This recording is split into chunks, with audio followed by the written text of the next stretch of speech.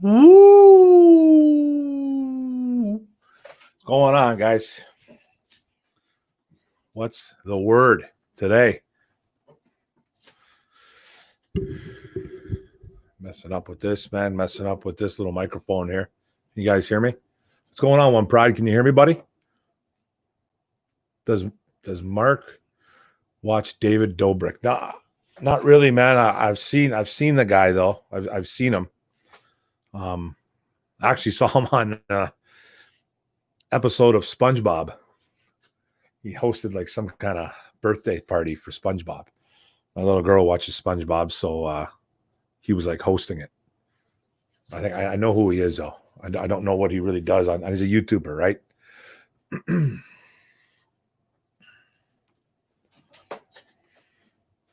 What's going on, Below Zero? How you doing, buddy? You all good? Can you hear me? Someone give me a thumbs up. There's only 4 in the chat. Just starting out. How about those Montreal Canadiens? How about those Tigers?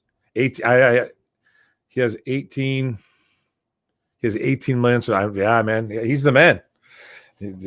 That's what he does for a living. I know that. I don't know what he does though. I don't know what he does. Like he does some crazy stuff on YouTube or what. I seen him on, like I said, I seen him on SpongeBob, and then I seen him on what's that show called that my little girl watches too? Unfiltered. He was on there too. Yeah. Pretty good, Below Zero. Right on, brother. What's going on, Book Spread? How you doing, buddy? You guys good? How about those Detroit Tigers, ladies and gentlemen? How about those Detroit Tigers? Wow. Unreal. Hey, man, if they can keep playing bad teams, you never know, right? If they can keep playing bad teams, you never know. Yeah, I seen that, man. The Lions traded Michael Jackson, the cornerback, for draft pick from the Cowboys last year, right? 5th round pick. Cowboys got rid of him pretty fast. I don't know if he got an injury or what it was. I think he got into a game last year. He hasn't done nothing, so it was a conditional pick. The Lions picked him up, so they're going to get something for nothing. So I'll take it. It'll probably be a 7th round pick. I guess if he plays well, like if he does something for the Patriots, maybe we can get a 5th.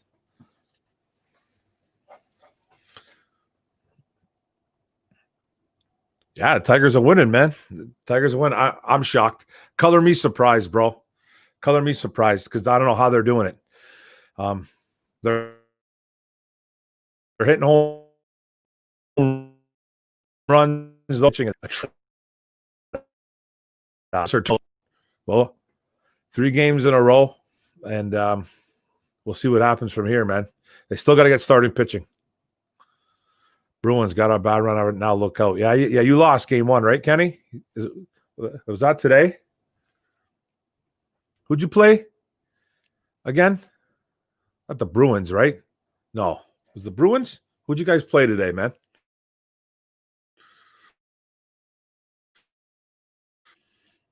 What's going on anyways, Kenny? Kenny Peters, how you doing, buddy? Haven't seen you in a hot minute. Where you been? Who'd you play? Who'd you guys play? Washington? I'm trying to figure out who you guys played, man. Who'd Philly play today? Tampa? I don't even know, man. That's right, brother. I don't worry about the dislikes. I kind of know where those come from. But that's okay. That's all right, man. Okay, that's who you played, Carolina now. But who'd you lose against today? I got checked, buddy.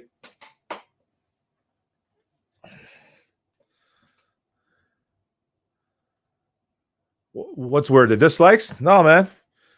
We know where it's coming from, bro. It's all good, buddy. It's all good.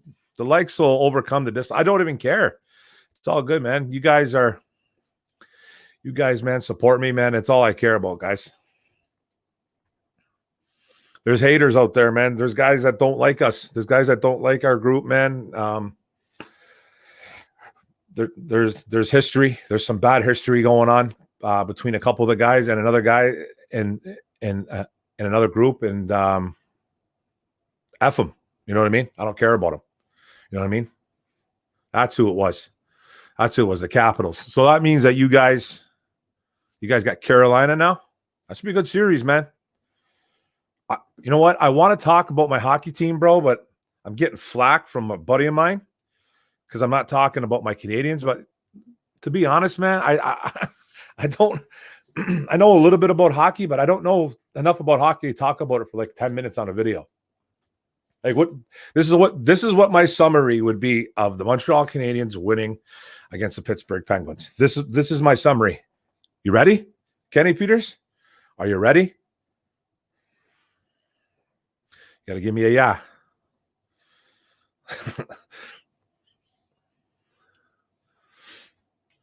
I'll talk a little bit about the Montreal Canadiens, and then hopefully we'll talk a little about the Tigers, maybe some Detroit Lions.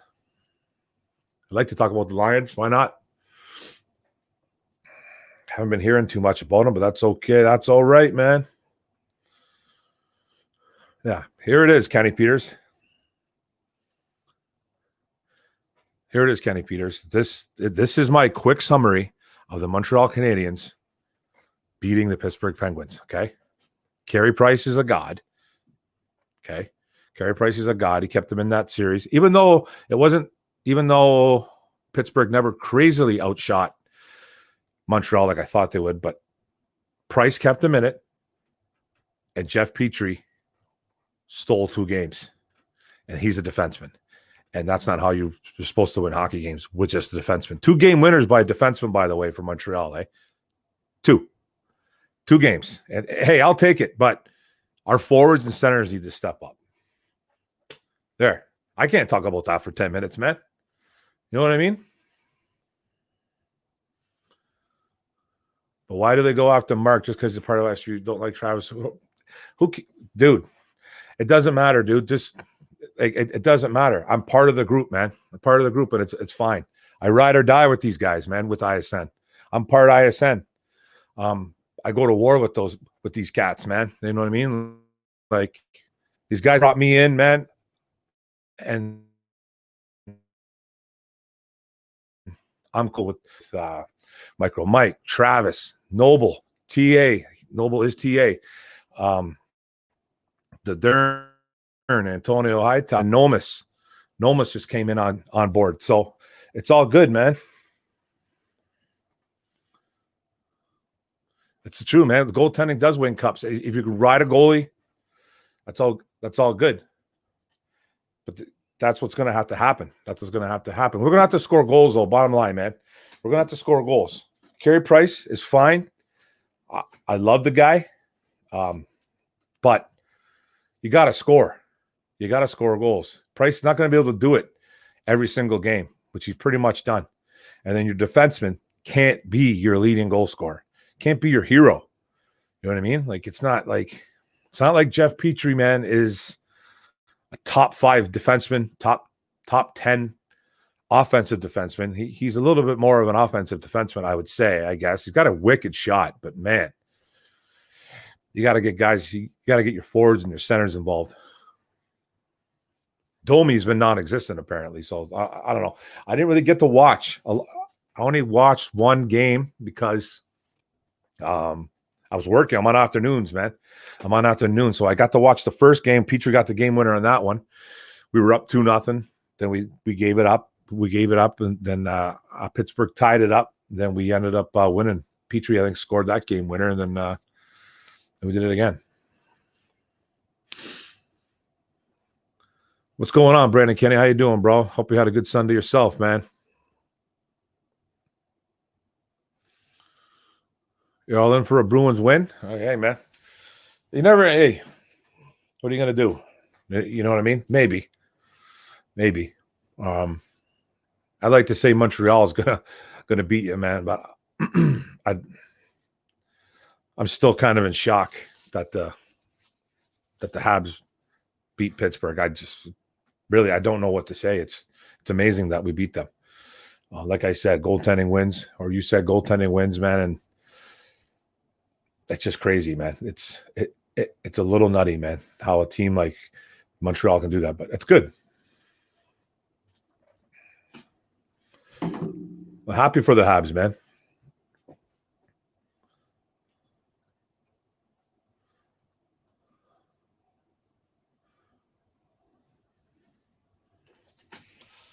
But yeah, well, it's the same with the Tigers too. Same with the Tigers too, man. I got buddies coming. I got buddies coming at me, just telling me that the Detroit Tigers are a good baseball team when they're not. They're really not. I wish they were, guys. I wish they were. I still only got them winning 18 to 20 games. I don't think they're going to get to 20, to tell you the truth, even though they've already won 8. Their starting pitching is so bad, I just can't even believe it.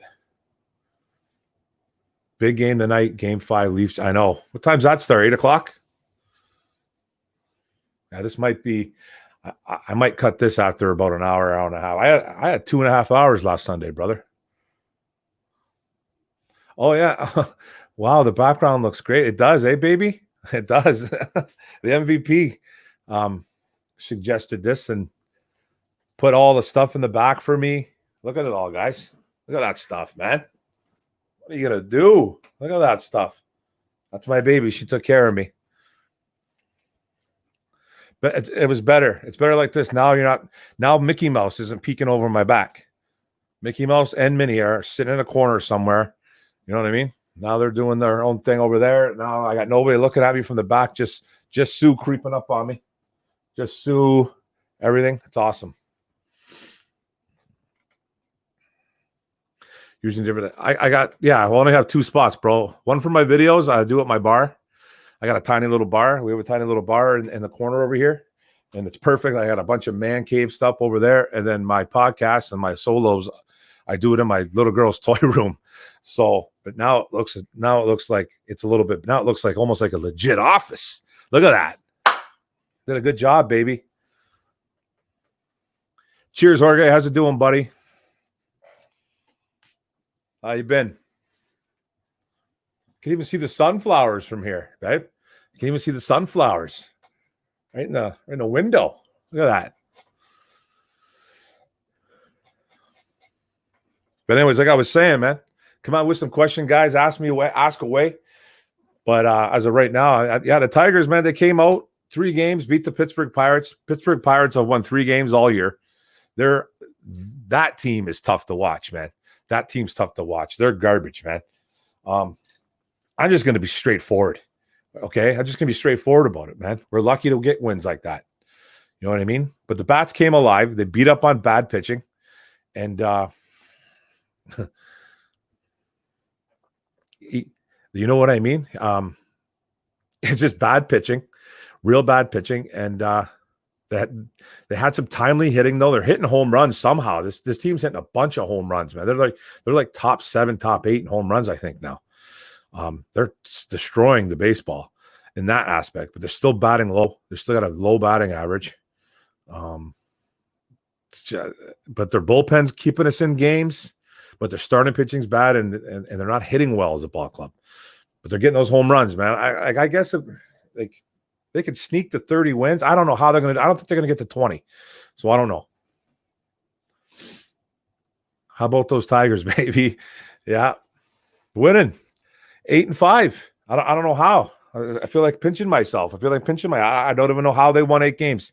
They should legitimately only have about 5 wins, but they've squeaked a couple out. Even today they won. Turnbull pitched a gem, but they only had 4 hits. Pirates only had 6, but the Tigers had 4. How do you win ball games when you hit the ball 4 times, man? You know what I mean?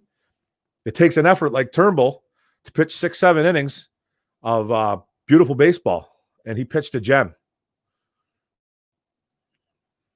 Okay, let's talk. Why can't Stafford get respect? Is it just the jersey? Well, that's part of it, dude. That's part of it. He's starting to get a little bit more respect, I think. If you really look at it now, man, if you like Google top 10, you won't see you'll see him more in the discussion of top 10 than you ever have before. But yeah, it's the jersey, bro. He's a top 10 quarterback in the NFL. I don't care what anybody said. This is the thing with Stafford, okay? I love talking about Stafford, man, but it gets me. It hurts sometimes, man. It hurts because people do disrespect him. If he was on another team, if he was on a team like the Cowboys, man, I can't say like the Patriots or anything because Patriots win. But I'm just saying, if he was on a really good team, if he was like a Chargers, Philip Rivers can never get him over the top. Stafford would with that defense and stuff like that. He's never had any help. You can't win in this league with just a couple really good wide receivers. You need a team. You need a team. And I'm not saying he needs everything to win.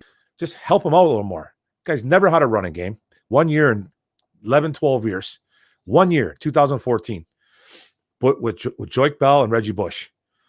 Come on. You know what I mean? And then never really a defense. 1 year in 2014 as well with Sue and just like a really Glover Quinn. Just a great defense. Top 5 defense in the league. And then we end up getting screwed by the Cowboys. You know what I mean?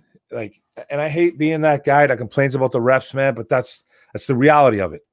It is. And Stafford doesn't get a lot of play but I think he does more lately just because of the jersey he wears, man. Awesome, Jorge. Yeah, Turnbull's been awesome, man.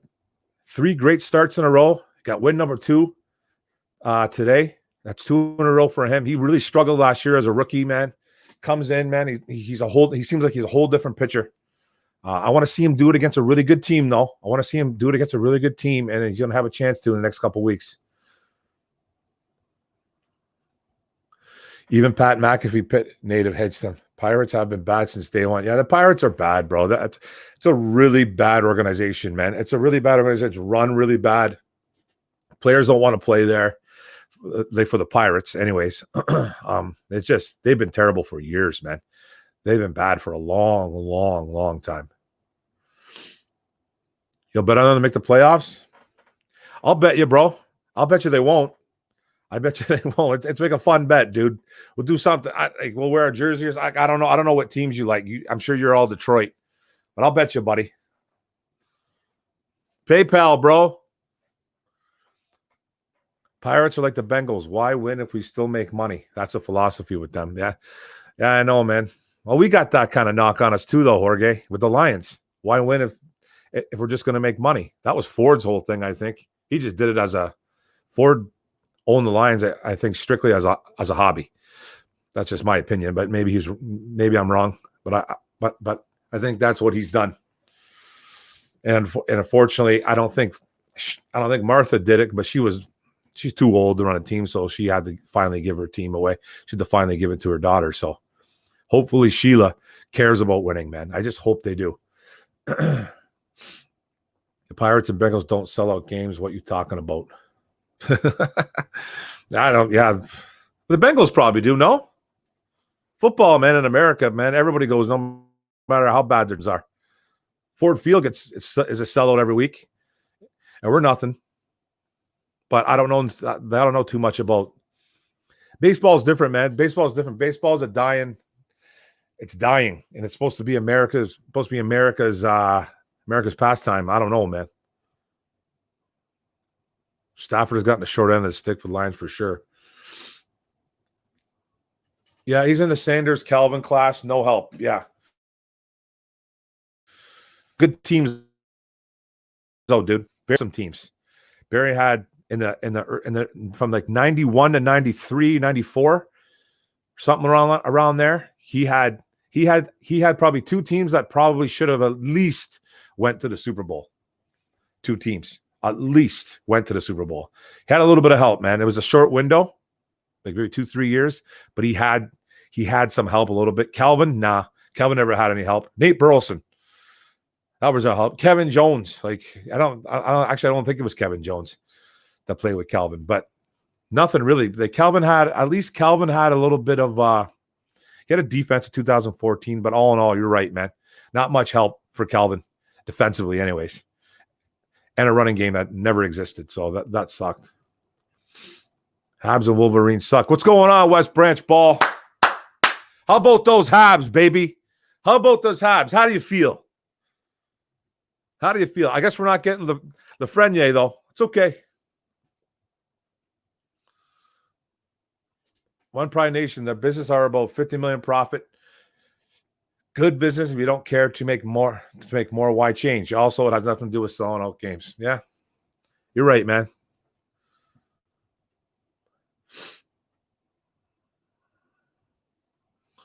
Well, as long as the series against the Cardinals starting Thursday doesn't get canceled, that would be his first true test. Yeah, the Cardinals, man, they're a better ball club.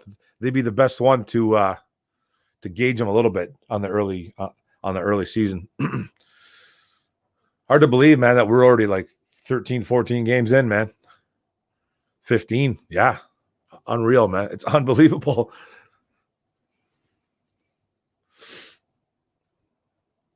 What's going on, Blue and Silver? How you doing, buddy? Everything good? Hope you guys are having a good Sunday, man. Yes, Mark, Lines is a forward side business. Profitable for sure. Yeah. Team was second NFC and made the NFC champ, so that was the closest. Yeah, the Barry had a couple good teams, man. He had a couple good teams. Like 2 or 3, like I said, man. He had a couple good teams, but probably should have went to the World Series, at least the Super Bowl, man. At least. A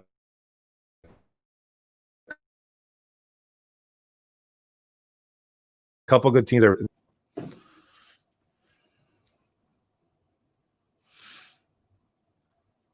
Yeah, it's the Penguins. They're going down the same path as the Blackhawks and the Kings. Yeah, once dominant, now starting to come back to earth, right? College football season is in serious jeopardy. It looks like it. It really does look like it. A couple other teams shut completely down, wasn't it? Who shut down again? I know a couple teams shut down, a couple divisions or conferences shut down, right? They're not going to have football at all. There's some serious stars that are like first round, second round talent that are bowing out too, just concentrating on the draft next year. It's probably the best thing to do, man, for college guys. You know what I mean? Especially if you're a first, second round guy. What's the point? Like, well, imagine playing like 3 games in 2 games or something, and you blow out a knee, and then the season gets canceled. Imagine that. And then you miss your window. You know what I mean? That'd be the only time that I think football needs to be addressed, like safety-wise, for the kids like that are going very high in the draft. To get you more about why spend more of the same. Sports are about investments too. Wouldn't you say Stafford is better now than he ever was with Calvin? I think he throws a nicer ball and has better. Yeah, bro, blue and silver. I totally 100% agree with you, bro. I 100% agree. I've said it. When Calvin was here, listen, man, when Calvin was here, he was an absolute freak of nature. Everybody knows it, right? We all know it. We all know Calvin was 6'5", 240 pounds, and ran a 4.3. That's godlike, okay?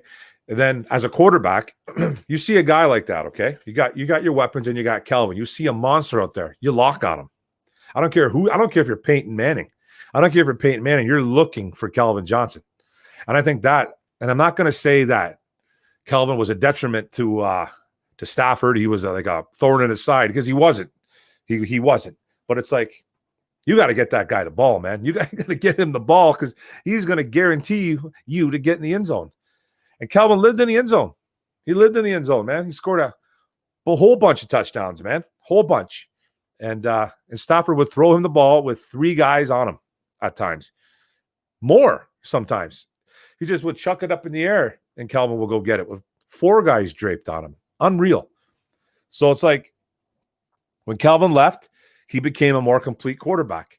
He scanned the field. He scanned the field more. He looked for everybody. He threw the ball to his backs more. He threw the ball to his tight end more a little bit. Threw to his slot. You know what I mean? Yeah. So it's like he became a better quarterback with Calvin. And everybody said that Stafford would never amount to nothing once Calvin was gone. And he's actually become better. Besides, you think they could beat the Lions? No, I don't think we could. Bro, I didn't think we were going to beat the Penguins. I think we could beat the Penguins, but Carey Price was hot. Carey Price got hot, man, but we don't score enough goals. We're just not a goal-scoring team. So we're going to need Carey Price to turn into Carey Price 2.0. You know what I mean? We're going to need him in more ways than one. Can Carey score goals? The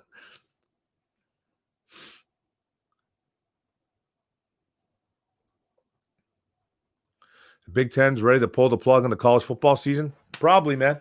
Yeah. Okay. That's not looking good, man. And coaches want to play though because they want their checks. So, yeah, the MAC's done. That's what it was. I wasn't sure who was done, but I kind of heard a little bit about it in the last couple of days. I didn't really read into it though. I'm saying the Kings and the Blackhawks because they want to die just like it took the Ducks and Red Wings longer to die out. For sure. For sure. Who knows, man? And I know Sid the Kid was actually talking about he was thinking that the window's closing too in Pittsburgh. So he'll never leave, though. They'll never get rid of him. Never. I don't think they ever will. Even though Gretzky got traded back in the day, I don't think Sid does. I don't think Sid would even go to another team, to be honest with you.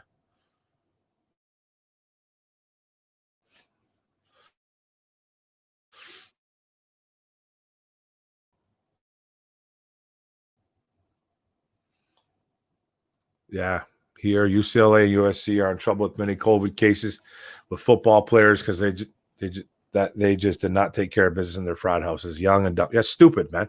They're all a lot of kids that didn't take care of a lot of things over there. Should have been like Canada, man. We were shutting everything down. We're shutting everything. We're still stuck in phase 2 in Windsor, Ontario, guys. By the way, still stuck in phase 2. We're not locked in our homes or anything, but we still got rule after rule after rule. It's crazy. It's absolutely crazy. I think it should be I think we should be at least in phase 3 though, but we're taking it real serious over here, man. A little bit too serious, I guess, but hey, I guess you can't be too cautious, right?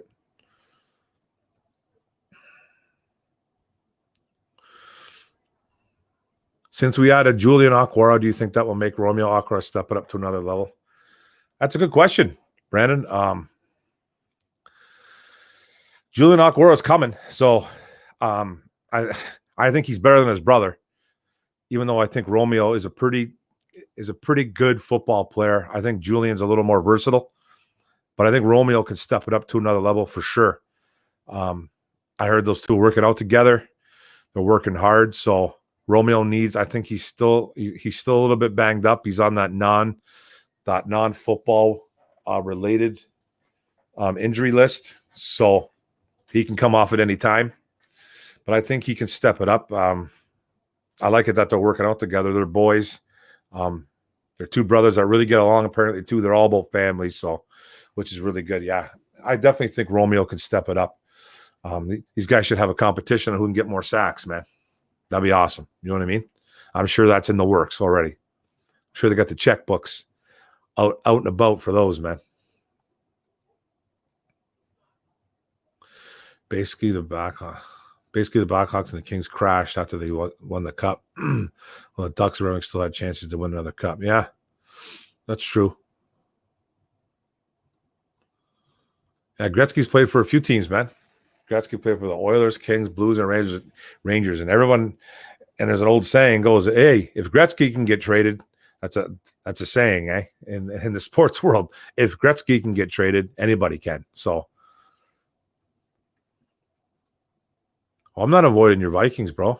I'm not avoiding them, bro. I think they're the team to beat in the North. So, I don't think it's going to be the Bears or the or the Packers. Packers won solely on defense last year, man. Defense and a really good ground game. Really good ground game. And they still got Aaron Rodgers, man, who can win you a couple games just by himself, right? So.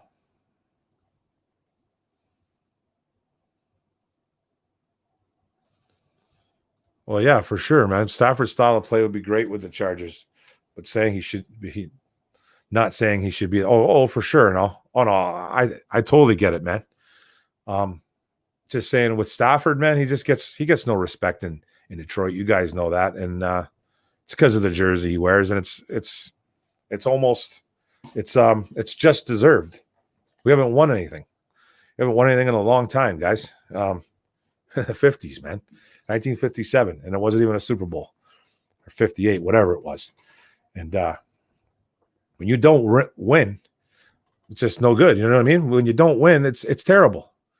So he gets no respect, and I get it, but he's a top 10 quarterback in the NFL. Greenlight Sports. What's up, Mark? How you doing, buddy?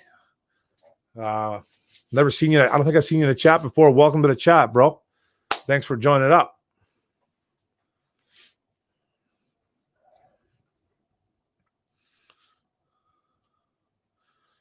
Blue Jays doing okay. I guess the Blue Jays are doing all right, man. They're doing pretty good. I haven't been following them too much. I'll tell you the truth, man, about the Blue Jays. I know at the beginning, though, they were winning some games. I think they lost today against the Red Sox, but yeah, they're doing all right. I'm following the Tigers hard, bro. I'm following them really, really hard this year. I'm kind of like I'm kind of focused on just Detroit Tigers. Ever since I've been doing this too. Yeah, I've been focusing really hard on the Lions and focusing really hard on the Tigers. Keeping up with the Tigers, man. And yeah, that's really about it. Johnny Dundera in the house. What's up, buddy? How you doing? Go Lions, JD. Yeah, buddy.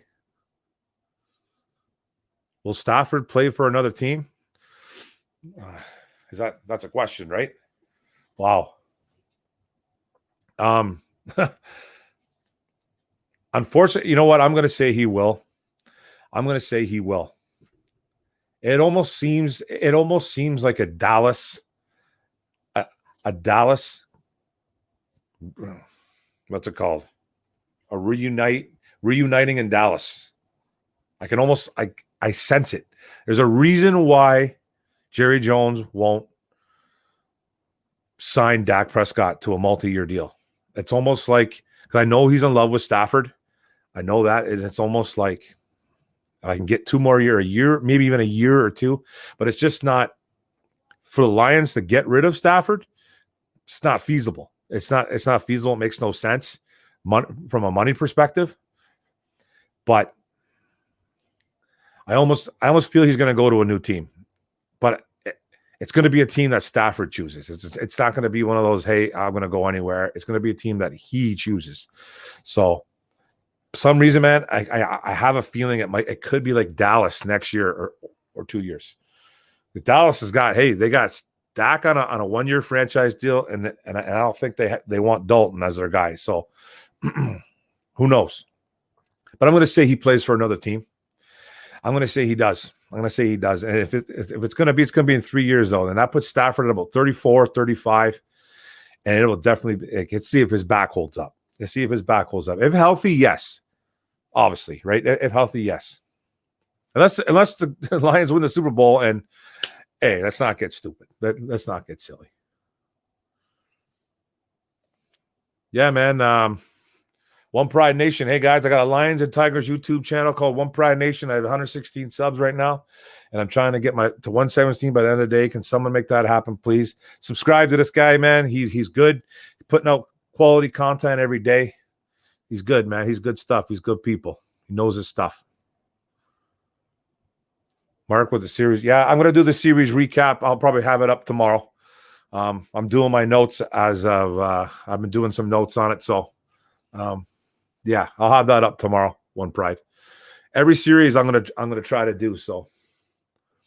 For baseball, talking about baseball, right, brother?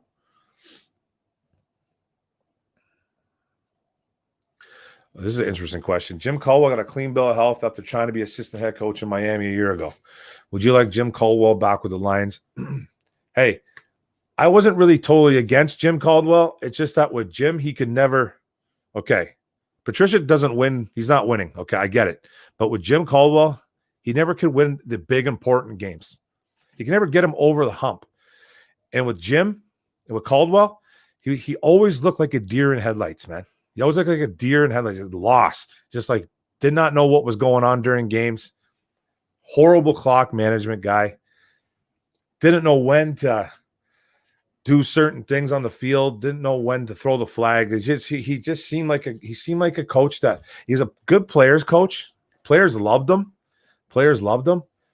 but he just doesn't seem like a guy that can get him over the edge. I don't know, but who am I to say that, right? Who am I to say that? Because Patricia's been a failure, right? So it's like, I don't know.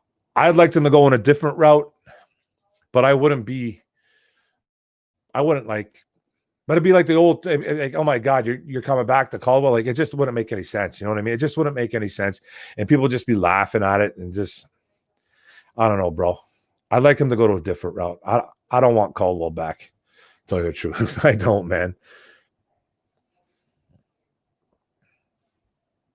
Come out tomorrow. Yeah, I'm going. Mine's going to be out tomorrow, bro. Mine's going to be out tomorrow. I still got some notes to do. I still got a little more. I still got some stuff to figure out what I'm going to do there, and I'll do the 3-game series tomorrow.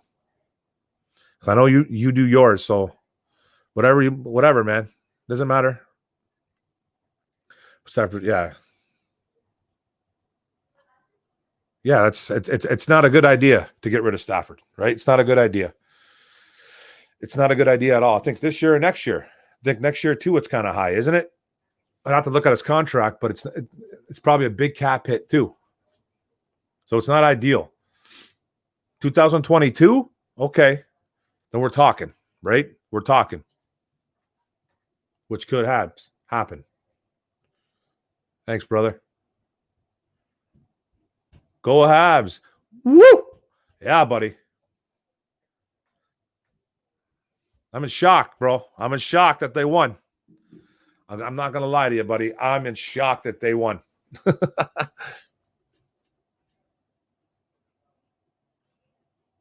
Hey, man, I get that, Mark. You couldn't beat the good teams, but now we can't beat it. I know, but I don't want to I don't want to bring back a head coach that we fired. Jim Caldwell's not coming back here anyways, guys. He wouldn't come. I don't think he would. I don't know. Maybe. I don't know. Money talks, but I don't know, man. I don't know. What's he going to do? Because by the time he comes back here, say next year, Stafford's what? Maybe on another 1-year deal. Stafford's got a couple years left. So what is the point? You know what I mean?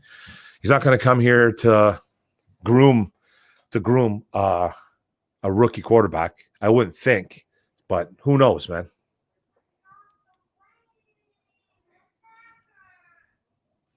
The Lions have never had a good coach. Well, I don't know, man. Caldwell was an okay coach, man. Schmidt back in the day was probably one of their best coaches, but that was a long time ago. Honestly, I thought Wayne Fontes was a good coach. I really did. I thought Wayne Fontes was a good coach back in the 90s. Had some really, really good teams, man, and just couldn't get over the hump, man. He was the ultimate players coach, y'all. Ultimate players coach, and he listened to the fans a lot.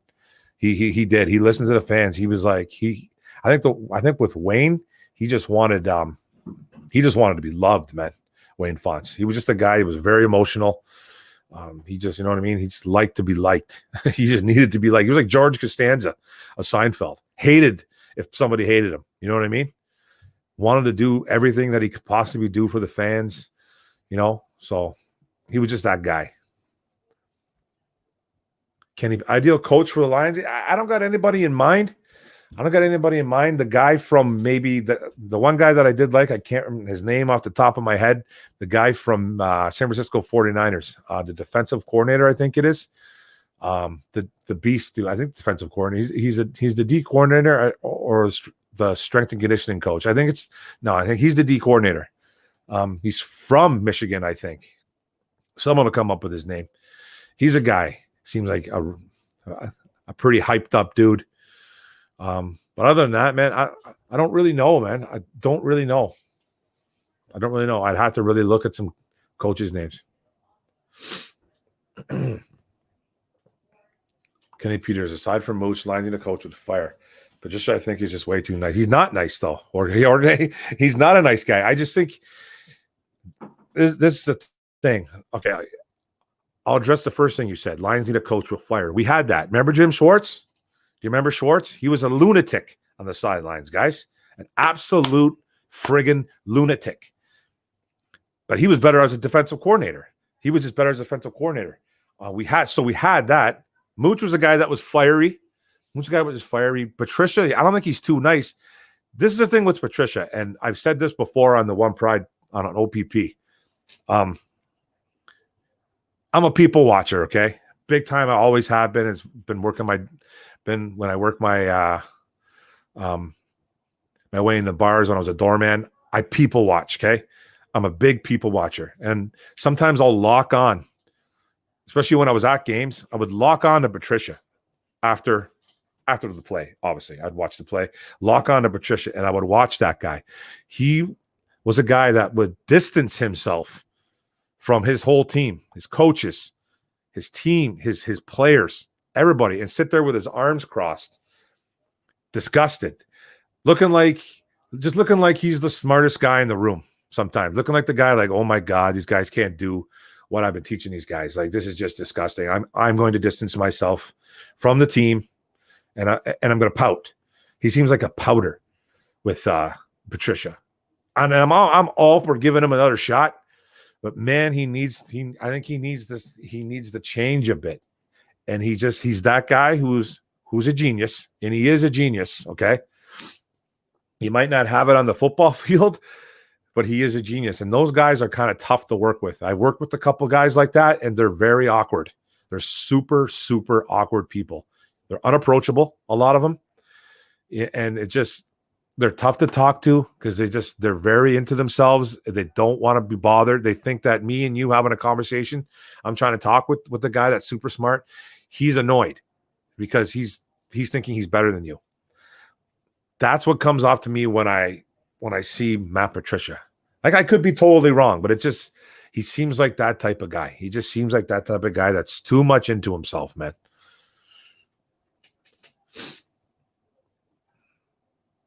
Lions in an old school coach has set things right. Miami did not with Flores. No bull and do your job. Yeah, I like Flores, man. Comes from the Belichick tree too. Hopefully he does well. I got no problems with Miami. I hope Flores does well in Miami. Jim Schwartz is the best Lions coach. No, I don't think so, dude. I don't think so.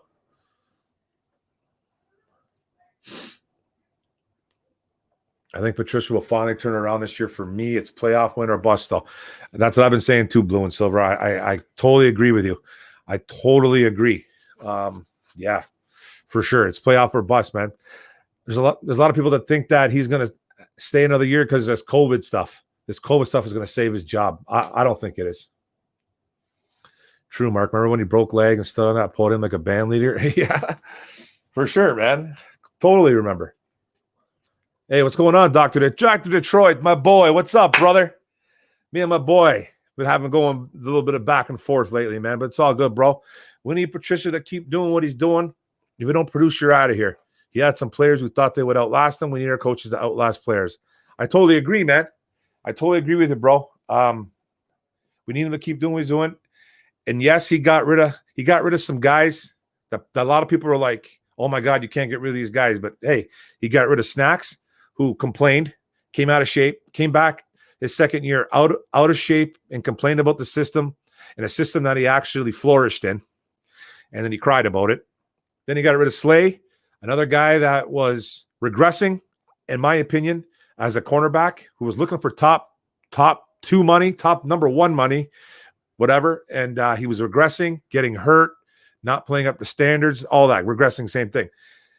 Yeah, they got rid of him, and he was talking all kinds of junk. Got rid of guys like Diggs, who they gave an opportunity, made him a captain.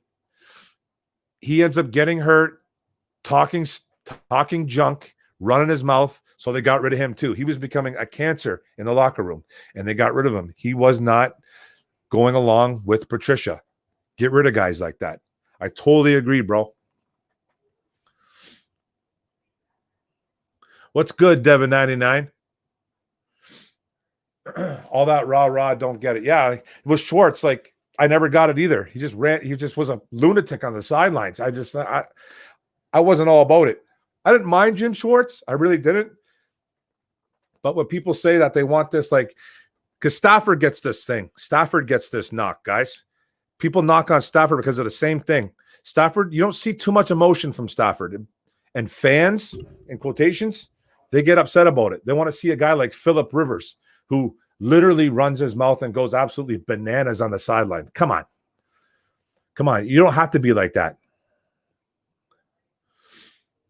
Now you're kidding. Cole was a good coach, but Fontes goes down as the best. Yeah, man. I think Fonts was the best too, brother. My God, man, we're agreeing on some stuff, buddy. What's going on? What's up, Brighter Days? How you doing, bro? I don't think I've seen you in here either, man. Welcome to the chat. Thanks for joining up. NBA thoughts? Don't have a clue, bro. Don't pay attention. I had another buddy that asked me, man, why don't you talk about basketball on your show? I'm like, I don't know enough, man. I don't know enough. Like, I can't even sit through a basketball game. I can't sit through a basketball game, man. It's like the toughest thing in the world for me to do. You know what I mean? It's even hard for me to sit through a hockey game nowadays, guys. Caldwell looked like a good coach because Matthew Stafford came back in the fourth quarter every week. Hey, facts, brother. Detroit needs to win football games. You're right. Hey, that's it. Bottom line, bro. They need to win football games this season. And if they don't, Patricia, you're gone. And Quinn, you're out the door with them. Those two guys are tied to the hip. Guys, they're tied to the hip. Quinn brought him in. There was just an article that just came out that said that Quinn wanted to fire Caldwell right off the jump. He wanted to fire him right away. But the forwards wouldn't let him. So, you know what I mean? He wanted to bring Patricia in right away, guaranteed. Just didn't happen.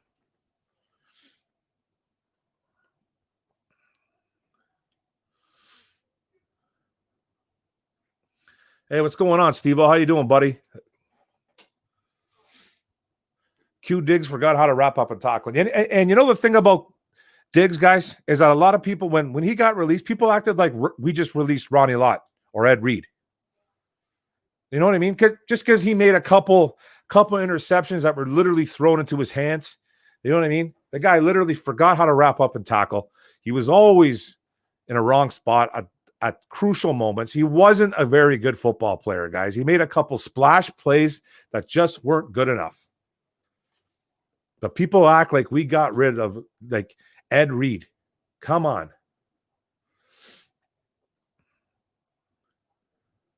Okay, but does Patricia ride Belichick's tail? Oh, I don't know what you mean by that. Like, what do you mean by that? I don't think he's trying. People say the Patriots way. The Detroit Lions never made up that saying, by the way. Patricia and Quinn never said that, by the way. That's all fans. That's all fans of the Lions and all other football teams. Oh, the Patriots way for Detroit. It's not the Patriots way. It's the Detroit way. Hey, Belichick was a great mentor. You don't think you're going to want to you don't think that you're going to want to take a little bit from Belichick? The guy's the evil genius, man. He's the evil genius. Of course you're going to want to kind of be like him, but he's not like him. He's nothing like him. Personality-wise, he's not. He's really not. So I don't think he rides his tail, man. It's gonna happen to every coach. Every coach it's gonna be the same thing. Are you riding Belichick's tail? Because Belichick's a winner. So every time somebody leaves, it's like, oh man, you're trying to be Belichick. No, I'm just trying to be me, man. But you guys are saying I'm trying to be Belichick. What's up, fourth quarter sports, man? Never seen you in the chat either, man. Thank you for joining, brother. Thank you. Appreciate it. Stafford, will have a monster season. I think he will too. I think he absolutely will too, bro.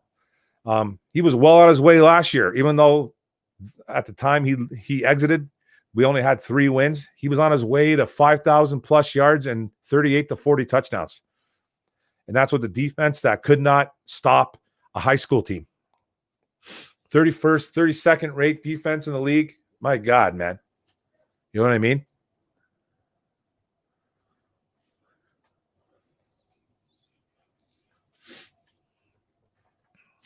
Sorry, guys. Excuse me. Thank you very much, guys. If you guys are not signed up to Orange Forum, subscribe. Great hockey content as well. I'm coming out with some hockey content. I want to for sure. But baseball and football right now, brother. Fonts is our Lombardi. Fonts is on. Isn't that sad though?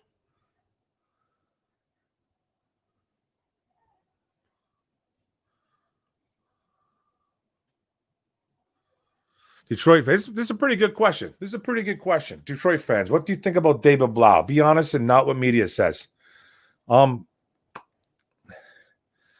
know, is a guy that we picked up from Cleveland, traded to get him, right? Forget what we traded for. A 6th-round pick. Might want to correct me on that. Decent arm, looked good. He looks like he could be a good developing quarterback that could, maybe start in the future for another team. But, he made some mistakes last year, but he looked decent in spots, man. Has an arm. I don't mind him. Good sized kid. So good backup. He's going to be 3rd string, obviously, because Chase Daniels is our guy. So why not, man? He could be a guy future. I don't think he's going to be anything for Detroit. I don't want him for Detroit right now or anything like that because, our quarterback situation isn't in trouble. You know what I mean? If we didn't have anything going on, as a quarterback wise, I'd say, hey, man, let's give this kid a shot to try to be a starter. Why not? You know what I mean? So there's a team looking for a guy. This David Blau could be a guy that could come in and compete, man. He could.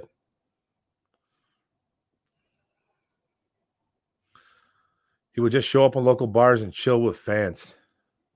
Who's that, brother? Fonts? 4th Quarter Sports, man. They're a bundle package. That's what I said.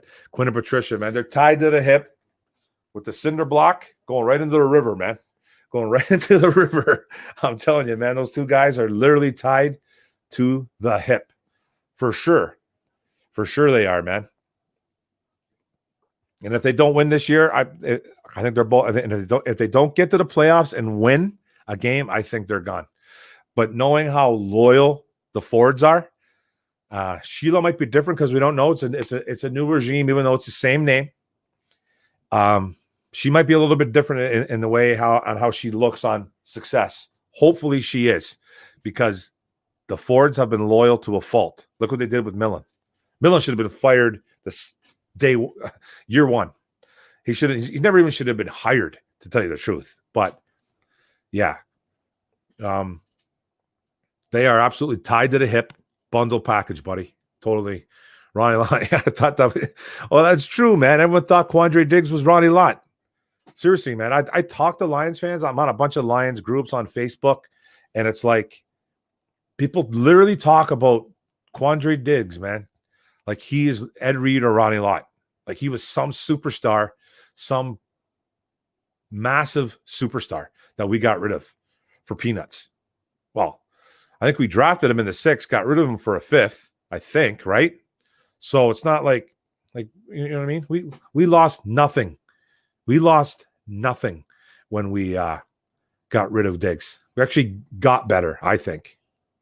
I love our safety room. Harmon, Curse, even though Curse has got three game suspension. Tracy Walker's a boss, I think, who's going to have a breakout year. We got some young guy. Harris is still up and coming. I like our safeties, man. Right now, Bobby Price is making some noise. He still hasn't been cut yet either. So Bobby Price is doing some things. Even the kid from Notre Dame is still on the team. Jalen Elliott, the safety, 2 undrafted free agent guys who are still in the club. So let's see if they can make the club. I know Elliott was a good in the box safety. So at Notre Dame, don't know too much about Bobby Price. I don't know too much about him, but I'm gonna learn more on him. Orem, I love the OPP podcast. You fellas have a great chemistry. Thanks, man. Those guys are a bunch of great guys, man. We have a blast, man. We all get along pretty good, man. We got no problems. We talk. We even talk when we don't even do OPP, man. We got a really good chemistry. It's good, man. It's a really good, solid group of guys, man. And we're building, man. We're building, boys. We're building. Same with Slay. Yeah, man. People talked about Slay. Okay, like Slay was good. Slay was a good corner. I'm never going to say he wasn't good. But in all reality, Slay's first year didn't do nothing. He was a 2nd-round pick. Didn't really get on the field much. got a little bit better in the second year, turned it on in 2017. I think it was his third or fourth. I forget, but he had a phenomenal year in 2017. All pro year, bunch of interceptions, bunch of tackles, played really well. Became one of the best corners in the league at that time. He did. And in 2018, he fell off. 2019, he fell off. Like drastically fell. It wasn't just like a little minor fall off. He fell off like falling off a cliff, dudes. Falling off a cliff. You know what I mean? And it's like then he has the balls to ask for number one money. You're not going to get number one money. You're not going to get number one money. You're 30 for one, okay? You're 30. You're regressing. You're getting hurt more and more. You get more banged up. How are you supposed to get number one money? Hey, the Eagles gave you number one money. Good luck, man. We traded you. Get out of here. You know what I mean? That's it. It's not like, and then he was a guy that was crying about Quandre Diggs getting traded too. Just being a baby about things, man, becoming a cancer. And Quinn and Patricia did not want that. So good luck. See ya. Don't want nothing to do with you. Everything's about attitude. Which one are you talking about, Kenny? I'm a little bit behind, bro. But what's wrong with bringing in some of the – see, this is what I don't understand. This is what I don't really get. Okay, what's wrong with bringing in some Patriots guys? Look at the guys they brought in this year. Patriots were a top, 5 defense last year? They were on pace to kill records as a defense. We brought in 3 other defensive guys. What's wrong with that? Shelton was a good player. Jamie Collins is one hell of a linebacker. And Harmon was playmaking safety. They call him, what do they call him? The closer. His nickname is the closer because he makes big plays in the fourth quarter. I'll take that all day, man. And hey, if you got to go after guys that you think are going to fit your system, go get them. I don't care where they came from. I don't care if they come from the LA Clippers, man. Go get them. If they fit your system, go get them. It's the Detroit way. I do agree with that to a degree. Bob Quinn is not afraid to pull a trigger. That's rare for a Detroit GM. Usually they are too scared and will kowtow to the fan favorite. Yeah, Quinn does. Yeah, Quinn's pretty good with the trigger pulling, man. He kind of rides his own bus there. You know what I mean? He doesn't really care too much about what fans think. Really, if you think about it, because they never would have got rid of guys like the old regime. Would have got rid of guys like Slay. Never would have got rid of Diggs. Never would have got rid of Snacks Harrison, right? Never would have got rid of those guys, man, because they're fan favorites. Fan favorites, man. Oh, we can't get rid of fan favorites. Not Detroit. It's all we got. So, in a way, you're right. But, yeah, he's not afraid to pull the trigger, man. Coach Caldwell is a good man that's well-spoken. He was. But this team wasn't going anywhere. These last 2 9-7 records were smoke and mirrors with a good quarterback that could win close games. Yeah. Stafford in that offense, man, literally had to, pull a rabbit out of their butts, man, to do a lot of things. You know what I mean? A lot of games, man. So it's not like Caldwell was really doing a whole bunch.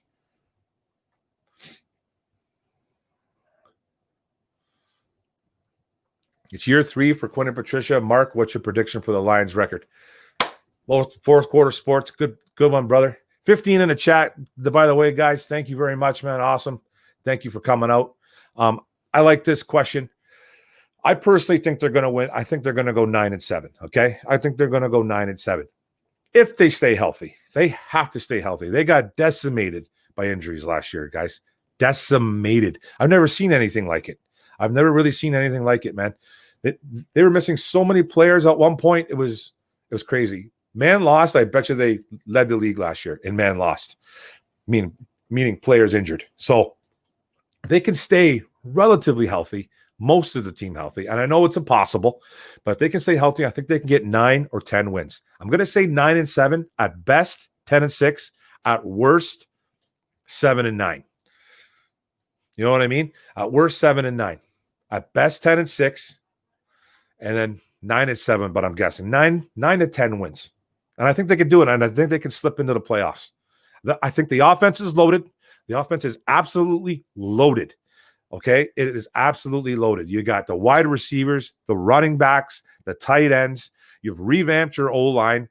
There's still some question marks on it, but I still like what they've done in the offense. Defense, I like what they've brought in, but that's the bigger question mark because, man, they were ranked 31st, 32nd in the league last year.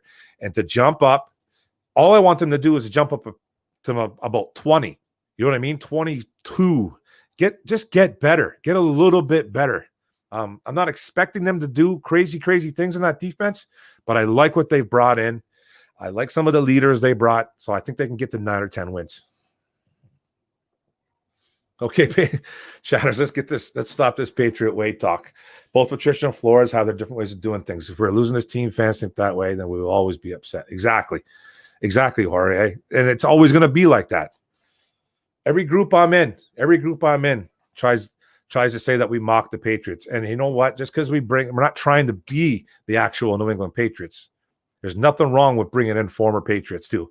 They do play for other teams, too, you know. Like Justin Coleman played for the Patriots. Guess who else he played for? Seattle Seahawks. So it's not like we're just, you know, and Collins played for the Browns. You know what I mean? Like it's not, and Shelton played for the Browns. So it's not like we're just going after just strictly Patriots guys, just that they fit a certain system, a certain way of doing things. So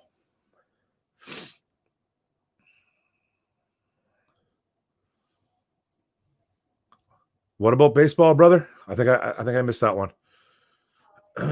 Yeah, David Blau was not too bad, man. He wasn't too bad. He was a rookie. He came in, man. They liked what they saw of him in a preseason game, and the Lions made a move. I thought he was actually going to be their backup this year, but they brought in Chase Daniel, and I'm okay with Chase coming in and being a backup.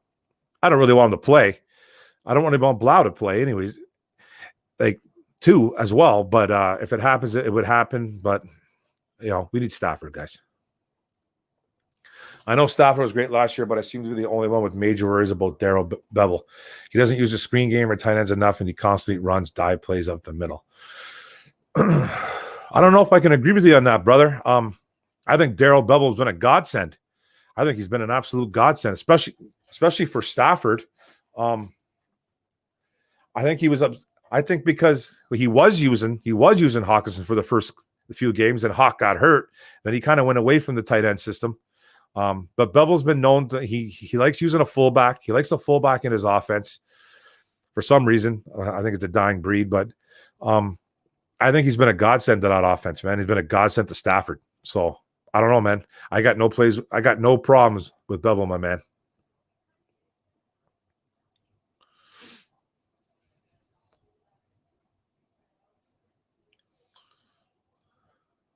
If you don't believe me about Patriot Way, look at Daniel's big failure as head coach. It's because he wants to be Bill. Everyone wants to be like Bo, but none are. No, I'm not saying I don't believe you, bro. I'm not saying it's not a believing thing. I just don't, you know what I mean? Some guys don't work out. You know what I mean? Just be like Daniels was a failure. He went to Denver, right? Now he's back with New England. Is that who you're talking about? I'm getting confused here. But everybody wants to be like Bill. You know what they want to be like though, man? They want to be winners. I don't think everyone's coaching to be like Bill Belichick because you can't. But you can't tell me that you can't take away bits and pieces of a proven best coach in football history. You just have to. You have to take some pieces. You got to take some. If you're going to Cincinnati, you're going to Jacksonville, you're going somewhere, you got to take bits and pieces. Flores goes to Miami. He's taking bits and pieces of Bill Belichick to Miami locker room. It's just the way it is, man. It's about winning. You know what I mean? Not that they want to be exactly like that, but blue and silver, Bevel likes to use his tight ends and running backs to block and throw deep to wide receiver rather than dink and dunk. It worked in Seattle for us last year. The offense wasn't the problem.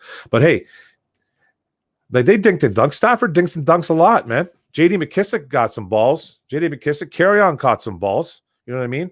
Danny Amendola catches a lot in the slot, short dink and dunks. It's not like we don't dink and dunk, guys. We don't just throw the ball deep. Our tight ends have been useless, completely useless until Bevel came. Okay. I think back in 2018, we had 4 or 5 tight ends on the roster. Okay. I think we had a total of like 40. Somebody might want to prove me wrong. About 40, 42 catches, 43 catches as a unit, as an absolute unit. Okay. As a unit between like 4 or 5 tight ends. Hawkinson in an injured season had like 30 something, 34. So he likes to use the tight ends, but you got to be good. Be good. You know what I mean? And if Hawkinson is good, if he can stay healthy, he looks like a beast this year, boys. If he can stay healthy, let's go. Elliott must be good if they drop Fulgham for him. Elliott must be good. Who's Elliott, bro? Who's Elliott? There's Jalen Elliott, the safety. I'm a little confused, brother. I'm probably having a brain fart, my man. I'm probably having a brain fart. My bad. I don't know who's Elliott. There's Jalen Elliott, the safety we picked up an undrafted free agent. Okay, I will go ahead with you. Stafford versus Cousins. Cousins has a better year. No. Well, no. It's not happening, Kenny. It's not happening, Kenneth Peters. No, it's not. I'll go head to head with you on that all day, man. Stafford's a better quarterback. Not by a landslide, but he's better. He's better. I when I came up with my top 10, I think I had Stafford around 8, maybe. I think I had him at 8 or 9. I forget where I had him. 7, 8, 9. I forget. But I had Cousins around 10. I had Cousins around 11 or 12. So it's not that big of a drop off, man. I don't think Cousins is a bad quarterback. I don't.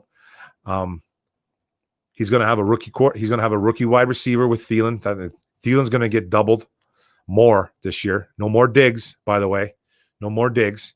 You still got a pretty good tight end in Rudolph. You got a great running game who catches the ball, and Cook. And Mattinson's pretty good running back as well. But Stafford will have a better year. Let's make a wager on it, my man. Let's make a wager on it. James Willis in the house, everybody. How about them Tigers? Yeah, man. I talked about him a little bit. I'm shocked, dude. I'm sitting here in shock. And shocked that we won. We're coming up with these home runs, and we're not even a home run hitting team. Our starting pitcher is terrible. Bullpen's keeping us in games. But we're playing some bad teams. And, hey, take advantage of the bad teams. That's good. The Pirates are probably the worst team in baseball, and that's hard, and that's funny to say, knowing that I'm a Tiger fan, because they're terrible. But so is Pittsburgh. So it's good to take advantage of a team like that and sweep them. It's nice, man. But we got to do it against big teams, against better teams. We've got those teams coming up. Bobby Price has elite size and athleticism. I hope he makes the team. If he's a baller, it would be great. Fine. 6'4", 216, 4'4", 40, 43 inch. Yeah, man. You know what? I keep hearing about him. I keep hearing about this guy. I don't know if I don't know too much about him though. I'm going to be serious about it, man. I really follow my college football players. I really do. And when I found out that we picked up this kid, I didn't really look into him. And it was a guy that I wasn't too keen on. I didn't know too much about, man. I should study more up, but I study my football players, my college football players, pretty good, usually. There's a few I don't know about, though. But hey, maybe make him a corner. Make him a corner. I think I can pretty loaded at the safety room, bro. Maybe make him a corner. No? Can he play corner if he's got that athleticism? Almost sounds like a Richard Sherman type guy.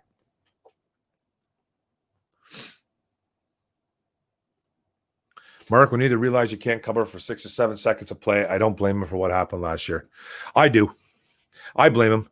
And I blame, yeah, we had some issues, and we had some issues as a defensive linebackers getting to the quarterback, for sure. And you know what I mean? But it's a two-way street. It's not just a defensive line's problem. It's not. You want to be elite. You want to be elite in this league, bro? Do your job. Darius Slay hasn't done his job to a T every year. Go back to 2018. What was the excuse then? We had like 50-something sacks, I think, as a team, or high 40s sacks as a team. He wasn't playing well in 2018. Played well in 2017. Yeah, sure. Okay. But it's not. I'm not totally blaming the Darius Slay, but I sure as hell was not giving him number one money, and I'm glad Quinn never did. Eagle fans could deal with that problem come September, and I'm telling you right now, they're going to crucify him. Watch. Brandon Kenny. Will Danny Shelton be the powerhouse in the middle we were missing last year? Trey Flowers was almost always getting double teamed. Danny could make Trey's job a lot easier. Yes. I think he's going to be a force inside there. He's a big boy, and if you go look at his pass rush, it's actually not bad for a nose tackle. He actually creates a little bit of pressure, and he plugs up the middle, takes on two guys. You love that. That's what you want. He's a linebacker's dream. Okay, guys? Jamie Collins and guys like Tavai and Davis are going to love being behind him. They're going to love playing behind that big wide body and him taking up space so linebackers can make plays. That's exactly what we want. Danny Shelton's a good football player, guys. Former first-round pick that kind of got the short end of the stick in Cleveland, got better in New England. Now we got him. New England doesn't like to pay their guys. They don't like to pay people, and Shelton's deal was coming up, so he was available. So that's what I think. I think he's going to be a really nice force inside. I think he's going to make the linebacker's job a lot easier. I still think we need help on linebacker. I need some water too.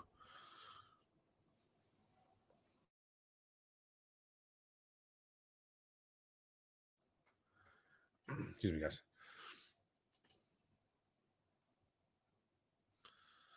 Oh, Gilmore would be nice, man. That's the best corner in the league.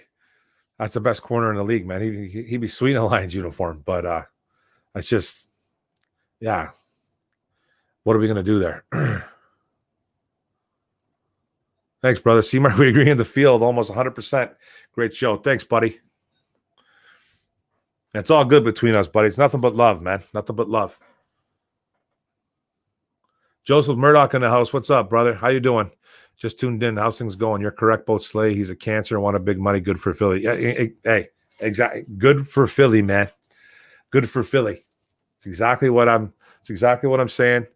And I think they're going to regret giving him that kind of money. But he is going on he is playing for a better team. He is playing for a better team. So we'll see what happens there. But I don't think Eagles fans are going to completely welcome him with open arms, let's say.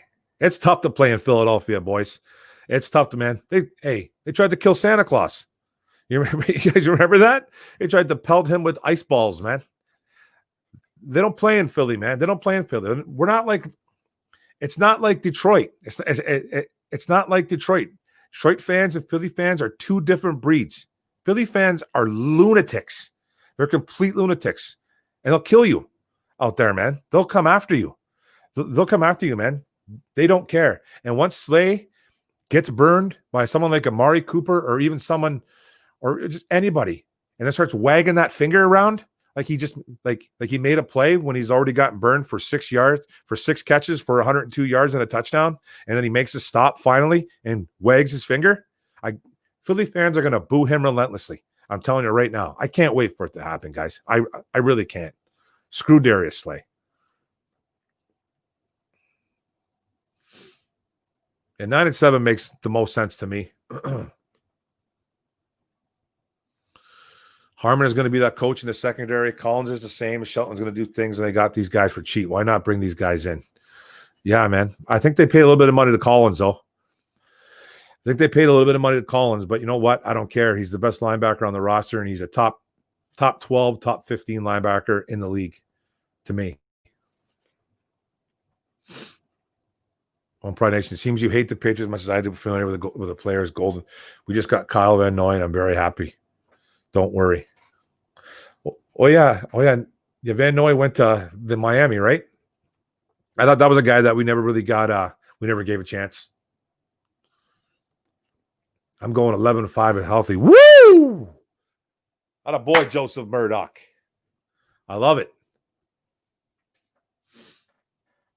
James will. I think Okuda will be a better player than Slay. I think he eventually will be. Yeah. I think he will, hands over fist, be better. You got to remember, man, Okuda is a guy that lives and breathes football. Go Google a couple articles about him. His coaches were like Corey Unlin, our new D coordinator. Couple of guys in the secondary. I think Justin Coleman, maybe even Harmon. A couple of guys talking about Okuda like he's 24/7 football. 24/7, guys. He lives and breathes it, and he's always trying to get better mentally, physically, everything. So we got ourselves a winner. For one, we got ourselves a winner from the Buckeyes. Hate to say it, but we got ourselves a winner. I'm not a Buckeyes fan, obviously, but we got ourselves a winner, guys, and we got ourselves a football player, man. Hell yeah, buddy. This is the Lions here. They're winning the NFC North. I think we got a shot, man. I think we have a shot. I still think we got to get by the Vikings. I still say 9-7. That's not going to, I don't think it's going to be good enough to win. I think you can win, though, with 11 wins. 11-12. You might be able to win with 11-12. I think it'll be tough to get to 11 or 12, though. I think they have a shot. I don't think Chicago is anything to be afraid of anymore. I know we haven't won in our division in a long time, but I think this is it, guys. This is our year.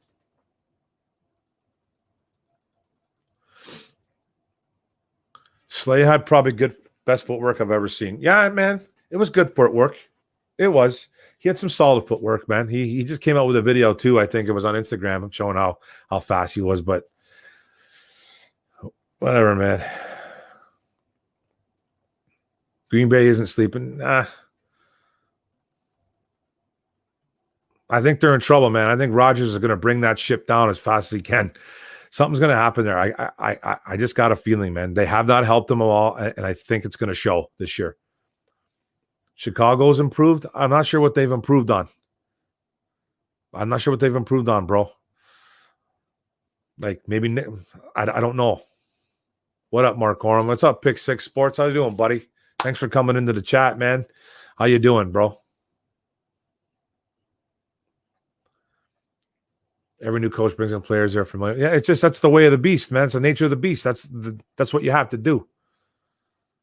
Thank you, sir. Thank you, man. Thank you very much. I appreciate it a lot, guys. What other way does Christian know other than the Patriot way? Well, what do you mean? Like he doesn't know any other way. He's coached in college.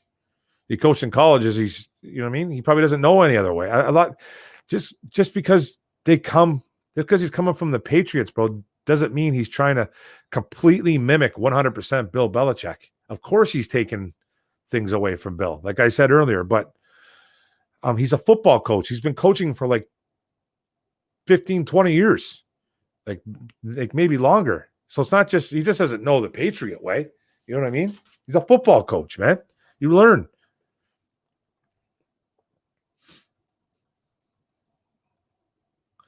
Usually when I have low expectations for this team, they do the opposite. Look at the offense last year. It was bad in 2018. Yeah, man. You know what I mean? If I'm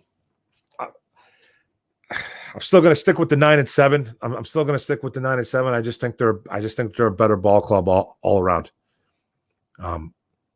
Defensively, I think they still need a little bit of need a little bit of help at the linebacker spot. I still think they need a D lineman.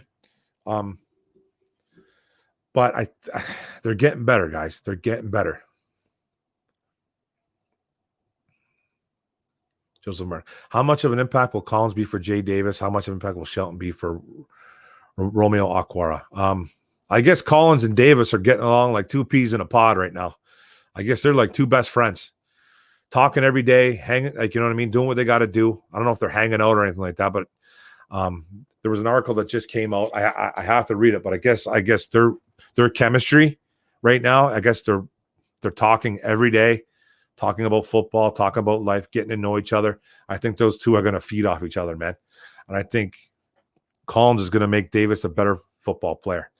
And Shelton for Okwara will be big because Shelton's going to take some double teams. He's going to take a guard in the center, one of those guards in the center, and I think it's going to help.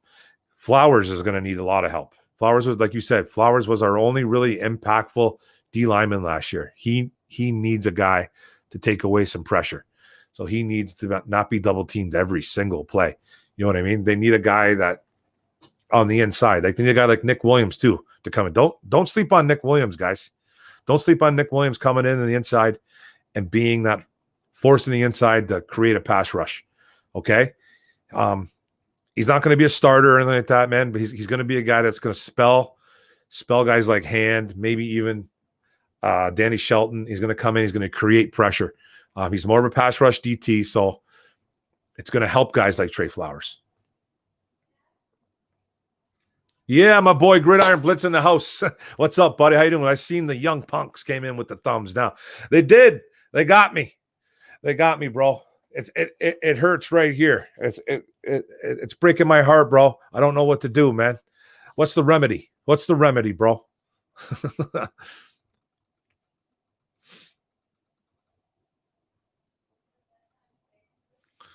We love just because Stafford was so great. Bevel looks like a genius because Stafford his receivers deep. Well, I'm not saying Bevel's a genius. I just think he helped out. He helped out Stafford big time.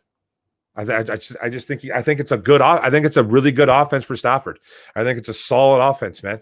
There's a lot of options. It's not just look for Calvin deep, and you know what I mean. It's not just look for Golden Tate and stuff like that. It's spread the ball everywhere. Use the tight ends, which he does use the tight ends. Believe it or not, bro. And he throws the ball to the running backs. He does, man.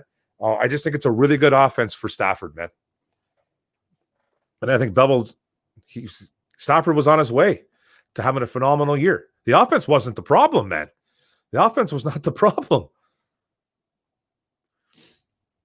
Shelton, Williams sound like they relieve each other. Yeah, Shelton and Williams. That's what I was kind of thinking too. Deshaun Hand probably getting in the mix there too.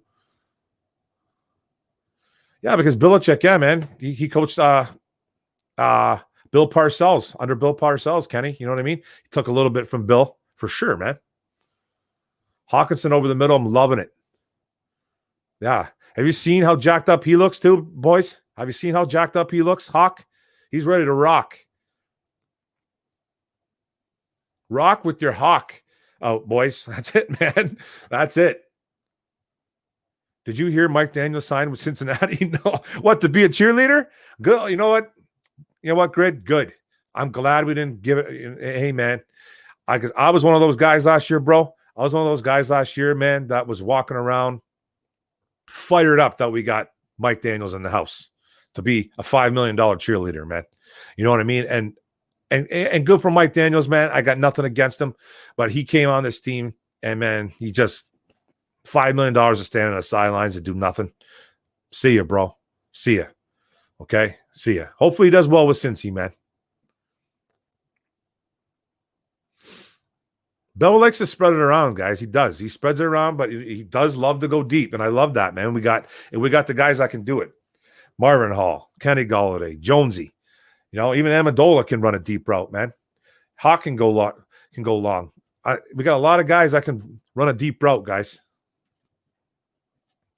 Stafford threw deep more than any other team. Yeah. Hey, I'll take it, man. I'll take it every now and then. You can't do it all day. It's not Madden, but hey, the guy literally has a cannon. He has an absolute cannon and a wick that stands out from his shoulder, and you just light it, and it's a fuse, and he throws it. The guy's got a top 3 arm in the NFL, guys. Use it. Use that arm.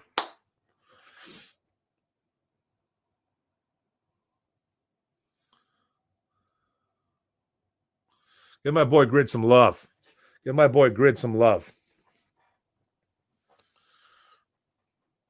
All lines running backs are proficient receivers. Yeah, except for Bo. Bo don't catch no balls. Bo don't catch. I bet you he could, though. I bet you he's capable. But, yeah, he's the ground and pound guy. He's the ground and pound. Mark, you remember Kirk Cousins dropped it in the bucket to Adam Thielen in the NFC wildcard game? Yeah, man. Hey, man, I remember some big throws that Cousins made, man. Cousins is good. I don't think he's a bad quarterback at all. I don't think he's better than Matt Stafford, though.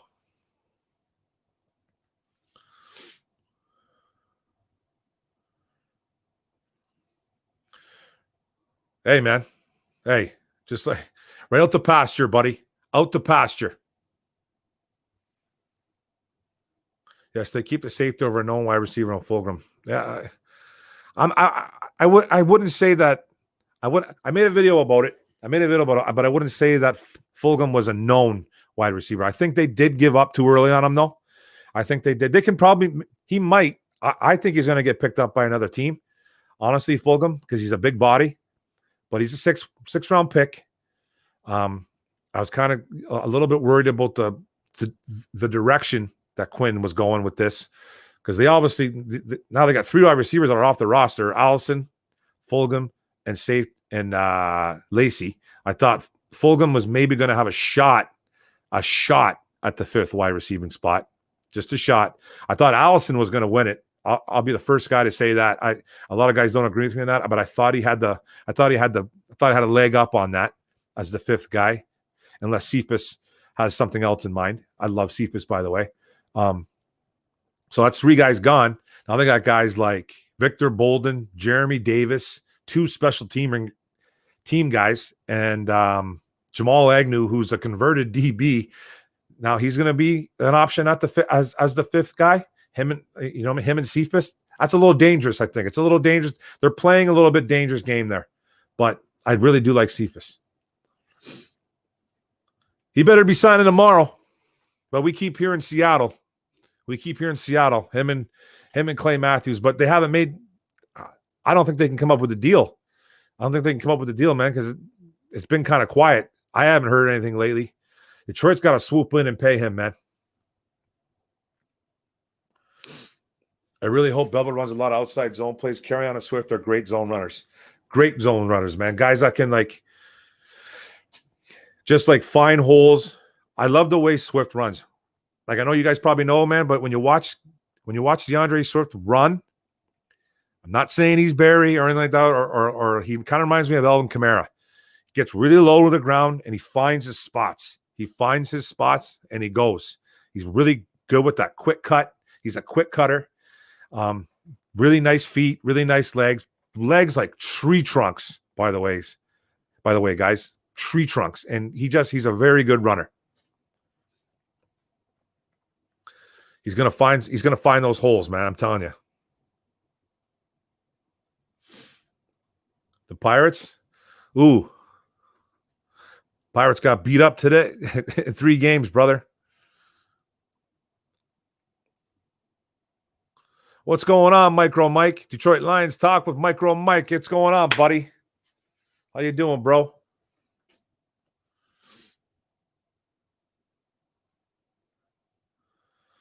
Have no fear. Mike is here. Have no fear. The man, Mike, is here. What's up, bro? Vaitai is going to be huge in the run game. He is big and athletic. I can see him and Ragnow on the second level blocking. Can't wait. That's the one thing that that Big V was known for, bro. He's a devastating run blocker. And he stepped in for some really good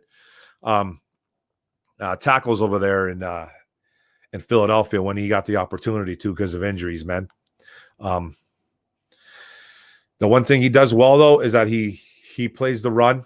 He's a run specialist, man. He just takes over guys and he just drives them into the ground. That's the one thing he's excellent at. Apparently he needs a little bit of work on his pass blocking skills, but hopefully that comes in time.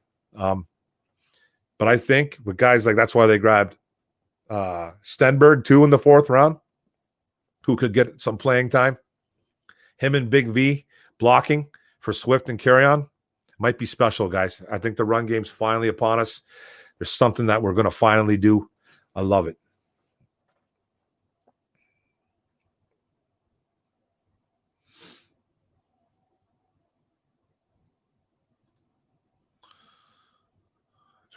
Who invited you? Yeah, Jorge. You did, Jorge. I'm happy that Quinn got a 7th round pick from Michael Jackson, a player they were releasing. Those are moves that make a team good. Getting something for nothing. Yeah. I like it too. I was talking to another guy too on another Lions site, and they were saying that it possibly could turn into a 5th. So because it's a conditional. So it's probably based on performance, right? If it turns into a fifth, man, this guy was given up right away. Like, this was a guy that was given up after a year. So the Cowboys dropped him in the 5th round. So he only played one game. I don't know if he got injured or some type of attitude, but who knows?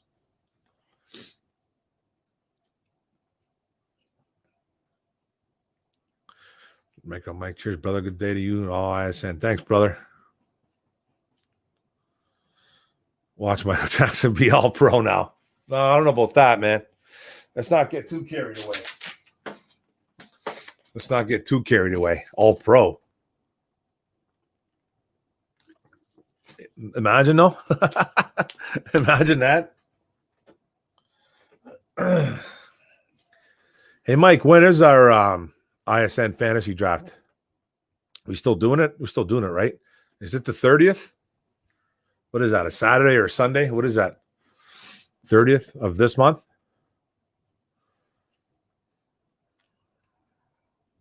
I agree. It wasn't just the D-line. Snacks gave up entirely. Yeah, we did not blitz at all. We were trying to stop the run on the way to the quarterback. It works if you have a stud at nose. Yeah. I don't know what we were trying to. I think a lot of it last year, guys. I think a lot of that last year was a lot due to injuries. Playing that stupid 3-3-5. Honestly, I don't think it's coming back. I pray to the football gods that it does not come back, that 3-3-5. I think a lot of it had to do with injuries, man. Losing a lot on the D line, especially. No Romeo. Trey was hurt for a bit. Snacks was banged up. We had guys that had no business starting. Guys like Kevin Strong, John Atkins. You know what I mean? Good football players, man. But you know what I mean? They're not starting material, and they were coming in and actually starting for us, and that hurts, man. And there's certain things you can't do. You're handcuffed as a defensive coordinator. You're literally just handcuffed. You don't know what to do. So I think that's a big reason why we didn't blitz a lot. And I think our secondary wasn't very good. Slay was banged up and overrated. We didn't really have a number 2 corner. Safeties were young. So it's just like, you know what I mean? Now things are starting to mesh. We're getting a mix of veterans and young guys. D-line's building. Still think we do need another D-lineman, though, especially a pass rusher. And I like that we got guys that can get to the quarterback. Like Jamie Collins can get to the quarterback. Julian Akwara can get to the quarterback. Deshaun Hand can get to the quarterback. Romeo, when healthy, can get to the quarterback. Flowers, when healthy, can get to the quarterback. He needs to be better as well, though, too. Paying him $90+ million. So it's not like we got guys that can get to the quarterback, but we just need consistency. It's all about consistency, guys. It's really that's what football is about. Consistency, chemistry, gelling with your teammates, getting along with your teammates, camaraderie, all that jazz, man. That's what you need. And I think we'll blitz more. I think Coriander is a better guy than Paul Pepperoni. So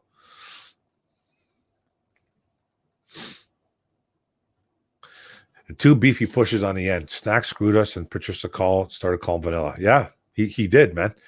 Snacks was the guy that we ran that defense through, especially that defensive line, man. We ran it through him. You know what I mean? Did things off him, and he messed it all up.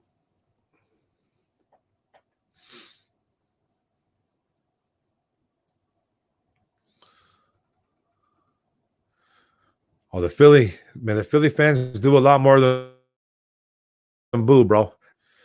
Man, they'll throw your newborn in. They'll throw your newborn in a garbage can, dude, and then throw it in the river. That's what they do. That's what they do, man. They're ruthless in Philadelphia, man. Ruthless. I'm exaggerating a little bit, man, but you know what I mean? You get my gist.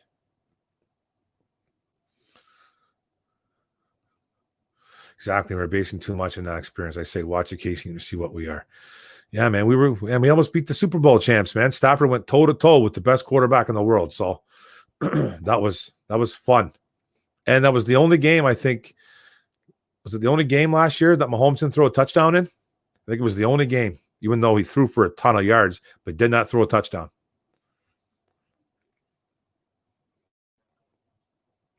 That's exactly what we want to hear. I saw an article today. Okay. Corey Unlin said him and Patricia are going to talk about some new different defensive. Of course they are, man. I love that blue and silver. That makes me excited. That gets the juices going, man. And when you hear stuff like that, man, and then an article that comes out today saying that the Lions don't know who's going to be calling the plays, they know. They know. It's going to be a mixture of Patricia and Unlin. Hopefully, Patricia, I know it's his defense, but hopefully he lets Corey Unlin take care of things more. Okay? So, but this is what you like to hear. Of course, they got some new stuff going on, man. I love it. Big crybaby, Bebe Slay. For sure, man. You know what he is, man. You know how my feelings are about him, bro. Overrated, overpaid, with a soother in his mouth. Mark went from 297 to 290. Almost. All right, guys. Thanks, man. Getting up there. Yeah, good. Want to get to 300.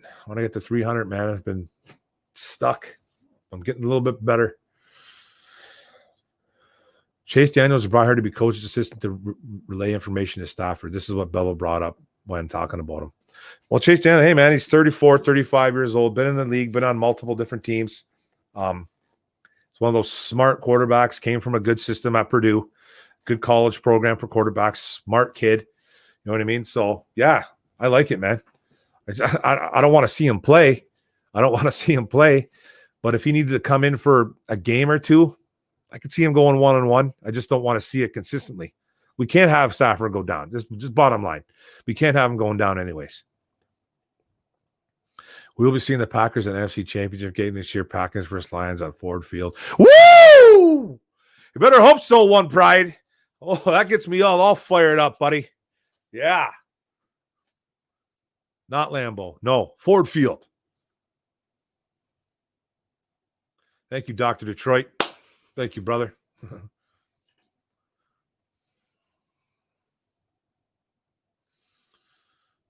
That's it, Jorge. That's what I said. Darius Slay had one good year in 2017. He is not a team player. Eagles are in trouble now.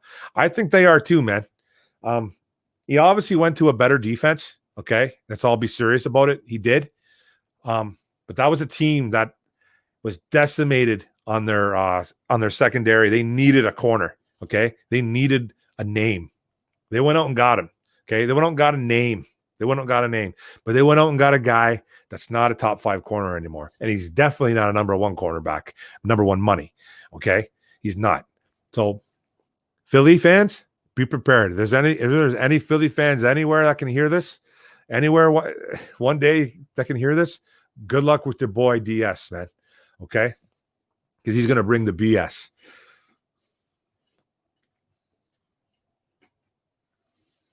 If the Lions win against the Bears and the Packers, it's on this season. NFC North champs. Hey, back-to-back games, guys.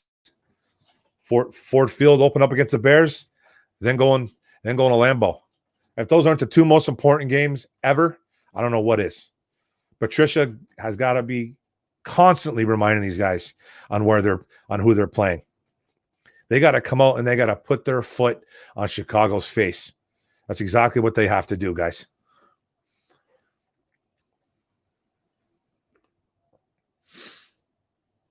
If you look at Mark Best Performer videos right now, it's his videos on the linebackers, and it's by a lot of views.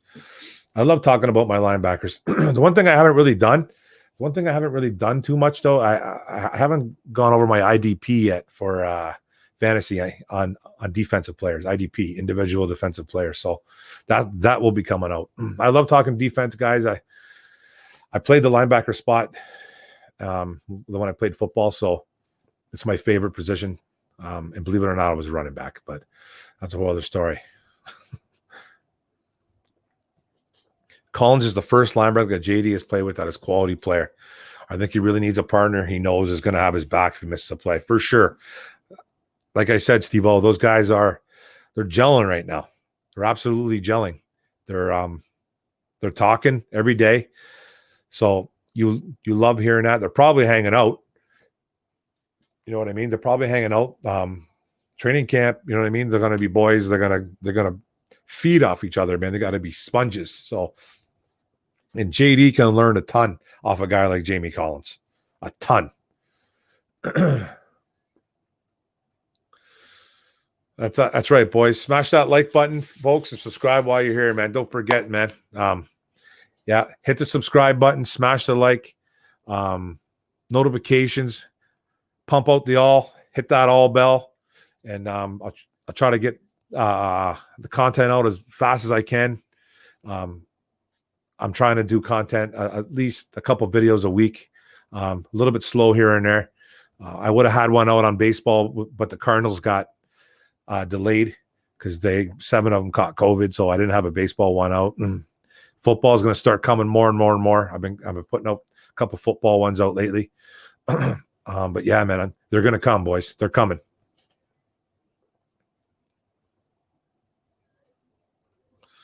They some young punks.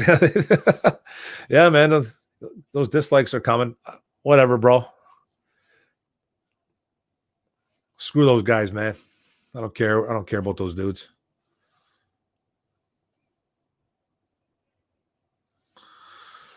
Marcus, they're on the 3-3-5. Well, when you run a 3, okay, what do you think they're going to run? 3-3-5 with a Jack linebacker is what Patricia runs 78% of the time. Yeah, but there's a special way. There's a certain way to run it, though. Like, yeah, you run that 3-3-5, man, but you got to have guys. You got to have players that can do certain things for you. They were getting guys in there that were like, they had like John Atkins, Kevin Strong, those type of players, and didn't have a good nose tackle, didn't have a good DNs. Trey Flowers is just not enough. This is what you can't have. Okay, they're going to do a 3-3-5. They better not have Flowers, Shelton, and then a guy like who you going to have? Maybe Nick Williams. You got to have 2 defensive ends. You got to have guys that can play, that can get to the quarterback. No wonder Trey Flowers is constantly double teamed. You know what I mean? Because you got to have better on that D line. You got to have better. You just do, man. I got no problem running a 3-4. Patricia runs at 3-5. He better have the right personnel in there. He better have like an Aquara, a Julian Aquara in there. Obviously, Jamie Collins, guys that can bring the heat. Okay, if you're going to run it, guys got to stay healthy, man. Because if you have backups in there, then you can't blitz. You can't do certain things. That's my whole thing. That's what I probably should have said, Steve-O. That's what I probably should have said. You just can't do certain things. Your hands are tied, man. You're handcuffed. You know what I mean? So if you're going to run that 3-3-5, not a big fan of it, you better have the right personnel in there. You better have the right personnel, and guys can't stay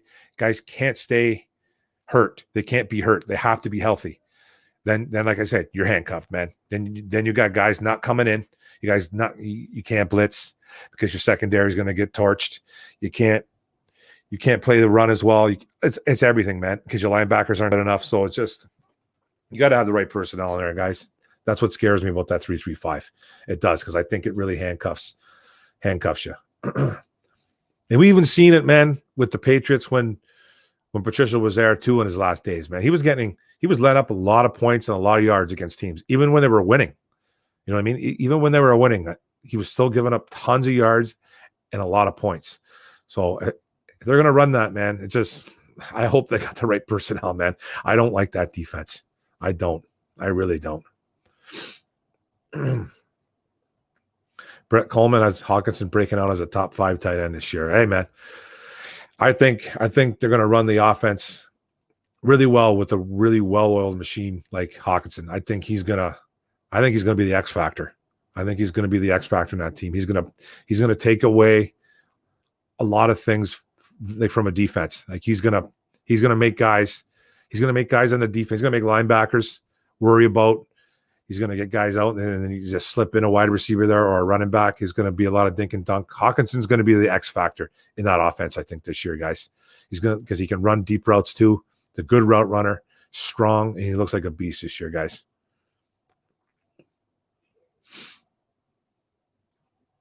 Thank you, guys. 35 likes. Thank you. Please don't forget to subscribe, folks. Absolutely, man. Thank you very much. Mark, you have to predict who's in the Super Bowl for this season. Yeah, man. It's kind of early for that, man. I still say the team to beat in the AFC, it's Kansas City. I'm not going to try to sugarcoat it. It's Kansas City. Who else? Who else is better? New England, I don't think is going to be any good with Stidham or Newton. I don't think they're going to be that big of a threat. Who else in the AFC? Indy, maybe with Philly Rivers there. They're not going to be bad. The Colts. Chargers, I don't really like their quarterback situation. No, Tyrod Taylor. Herbert's too young.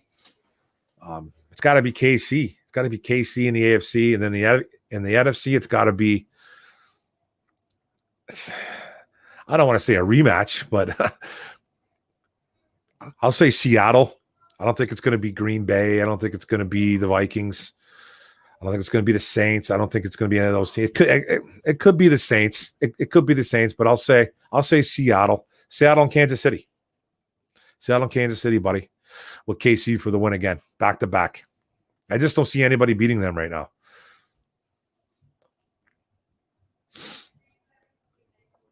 The Lions need to re-sign Christian Jones to a 5-year contract, even though they just re-signed him to a 2-year deal. Enough from you. We all know how we feel about that. A little sarcasm goes a long way, eh, bud?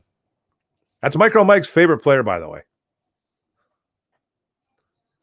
Well, like you said, Unlin and Patricia were talking about making scheme adjustments. So maybe the 3-3-5 is, I don't think it's completely out. Like, you know what?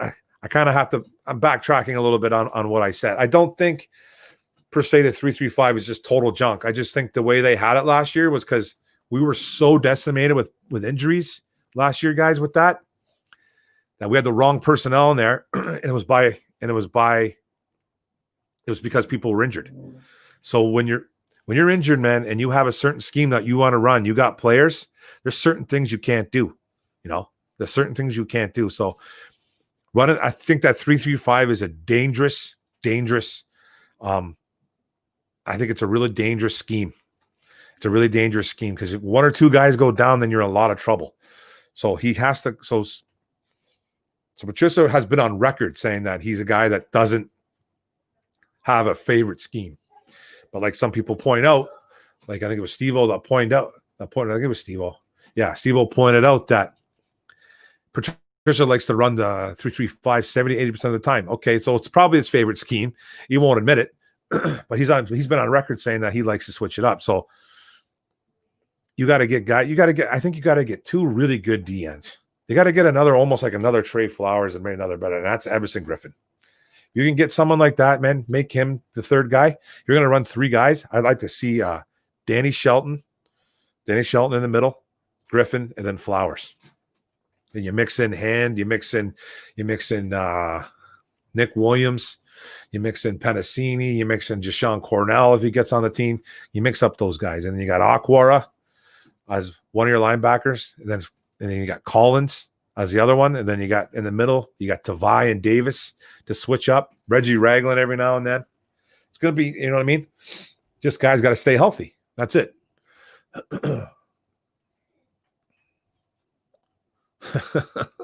Sure he is. They want to see a 3-3-5. I want to see Flowers in the middle with the Aquara Brothers on the outside or Bryant. Yeah, I forgot about Bryant. I forgot about Austin Bryant too. It's another guy. It's another guy, man. I forgot about Austin Bryant, Deshaun Hand. They got the depth, man. They got the depth. I'm really interested to see what Austin Bryant does. I would say Hand plays opposite to Flowers at defensive end. But I think you're right, Mark. The guy at defensive time better push the pocket. They need push. I'm telling you, go look at I think it was Danny Shelton's quarterback pass rush percentage. Pretty good for a nose tackle. He got a lot of push. He collapses that line. He's a big boy, man. And he's got some athleticism for a big man.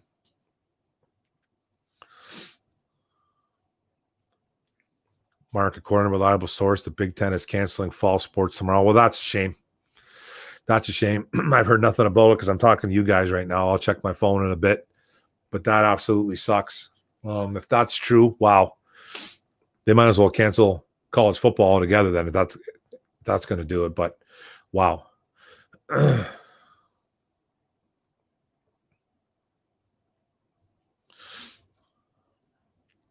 Mark, if it's a 3-3-5, then why would he tell Grid we wanted Griffin if Patricia's not being well? Like, what do you mean? You could still put Griffin in that 3-3-5, bro. Flowers on the outside, Shelton, Hand, Williams in the middle, rotation there, and then Griffin, Hand there. On the Griffin could play a 3-3-5. He just come in. He plays the run well too, man. Plays the run well, and he gets to the quarterback. At this stage in his career, Everson Griffin is probably a better. I personally, I think he's a better football player than Trey Flowers. Okay, and I think he can come in. He can play a 3-3-5. Why not? You know what I mean? I don't think Patricia would lie. I think anybody would want Everson Griffin. He just could be asking for too much money. You know what I mean? Bro, okay, I'll go on record saying this. If you're a good football player in the NFL, you can adjust and adapt to any scheme. You should be able to. But I do understand certain guys, especially at Griffin's age, 32. You're probably right. He does not play that. He never really has played that. A lot of teams don't play that, man. You know what I mean? So he probably maybe wouldn't feel comfortable with that. And B, we're the Lions, baby. We're the Lions. Nobody wants to come here. Unfortunately, nobody wants to come here, man. So it's like, you know what I mean?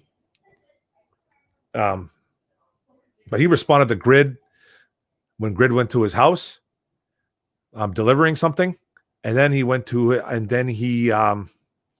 got back to him on a Twitter account. I seen it, man. Give him the LFG. Let's effing go.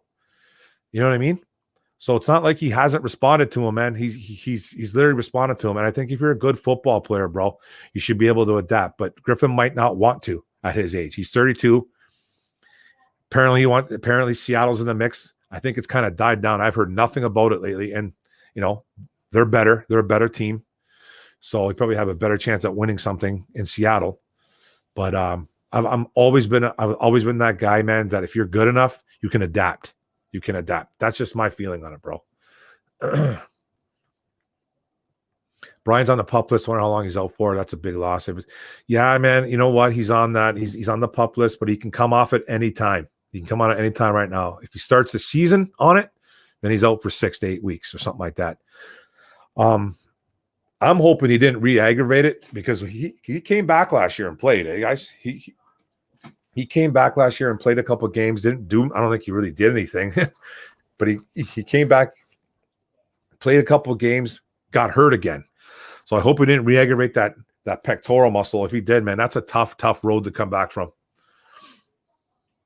Christian Jones will start opposite Tavai with Collins and then in the middle. Tavai will switch up with Collins in June. Man, I hope Christian Jones isn't the starter, man. I hope someone steals that job away from him. He's not that good, man.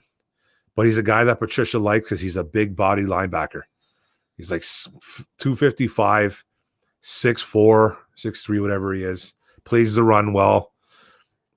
Or not well, but you know what I mean? He just plays it. And he doesn't get to the quarter. He doesn't pop, man. Christian Jones doesn't pop. Someone's got to steal that job away from him. Hey. I think Griffin just too old. I was happening. Hey, man, he had some problems mentally a couple years ago, man, but he got better. Had a pretty good year last year, man. Like tackle-wise, I'm going to guess probably 40 tackles, 30-something tackles, 40 tackles, 8 sacks, 8.5 sacks. So it's not like he's still getting to the quarterback. And you just see how jacked up he looks? He's absolutely yoked, boys. He wants to play for I personally think he's asking for too much money. I think he's asking for a lot of money. That's why he hasn't signed yet. What's going on, Trox, man? Good to see you in here, buddy. Yep, it's not canceled, but the word is college football might inevitably might cancel after this latest ESPN reports. Wow. That's a shame. That's a shame. Okay. It's all good, Grid. Virtual hug, buddy. Virtual hug. Oh, it's Trox. Oh, here he is. Justin Stevens in the house. It's my boy. Got a fantasy question. Hope I don't mess it up. Hey, Mark. Fantasy football question for you. Which TB wide receiver do you think will have a better year with Brady at quarterback? Evans or Godwin? Whew. Wow. Both guys. Who do you think? I'm going to say Godwin, bro. I'm going to say Godwin. I think he's the better overall, the wide receiver to begin with. It's Godwin, man. Come on. You got to come up a little bit better than that, man. Come on, Justin Stevens. What's up, bro? Mark, sure thing. I know what you're saying, but Grid always has the word on Mr. Griffin. Hey, man. Man, I'm telling you, there's a chemistry there. There's something there. He hasn't signed with Seattle yet. Green Bay was supposed to be in the works. I think that was all a bunch of BS. I called that on the One Pride podcast, man. All of a sudden, he was apparently in talks with Green Bay. I literally think stuff like that, man, was thrown out by his agent or his team, his PR team, whatever you want to call it. And I think it's bull, man. I think it's bull. It's just to get the ball rolling. It might not even be true about Seattle. You know what I mean? It might not even be true about Seattle. He might not even be in talks with them either.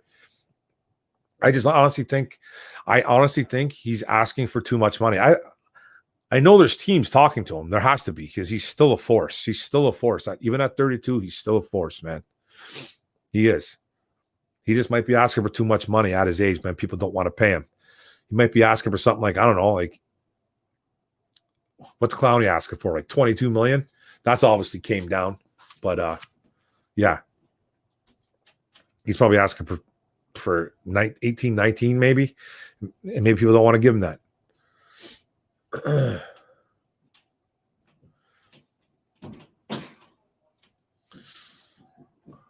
text the Big Ten is canceling fall sports. Well, we'll see. Is this on Twitter? Don't believe everything you read, bro. Save the cap money to roll over next year instead of signing expensive contracts. Well, the thing with Quinn, he's been known to kind of save to keep money in the bank. he's kind of done that in the past. But I think we need another D lineman. I think we need another pass rusher. And we got what do we got left? 18 million, 20 million. I don't even know what we have left. But we're not crazy. We don't have crazy money left over. I know that. And they still got to sign Golladay. Like, what are they going to do with Golladay? You know what I mean? They got to get Golladay under wraps, man. And if they get him I think at the bare minimum, I think he could possibly sign for 16 million. I think he could, but I heard he's asking for 18. So, like, what do you do? So that leaves you with what? How much money? Nothing. Change. So I don't know.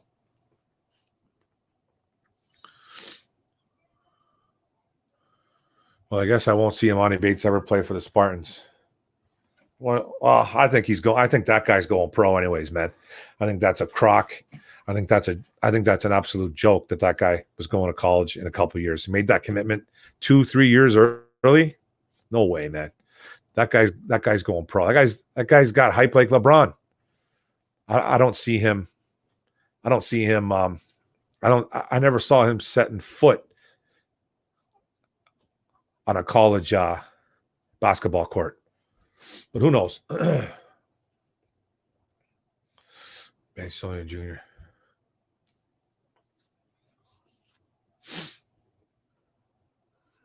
Justin Stevens, are you in our ISN fantasy league? 0 Tampa Bay receiver fantasy, so drop them for sure. What? Jorge?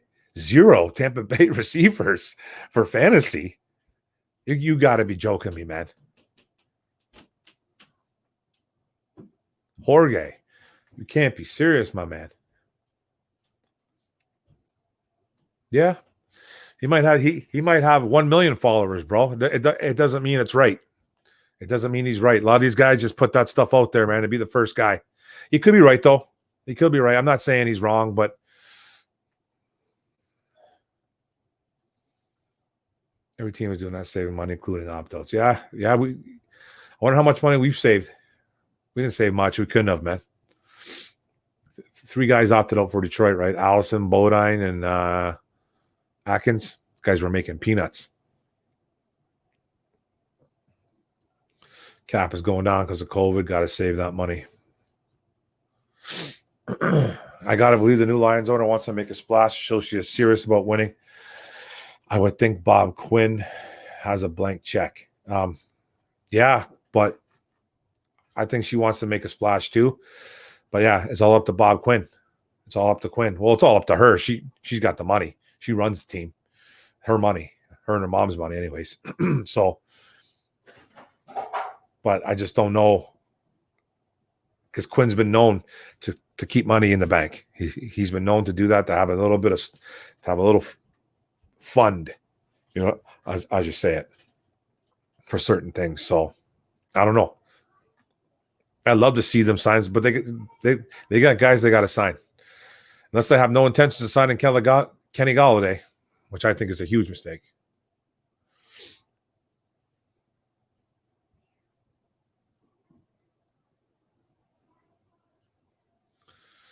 Quinn is going to play it safe right till he has no job. Bob better go down swinging if he goes. Yeah, I don't understand what he's waiting for.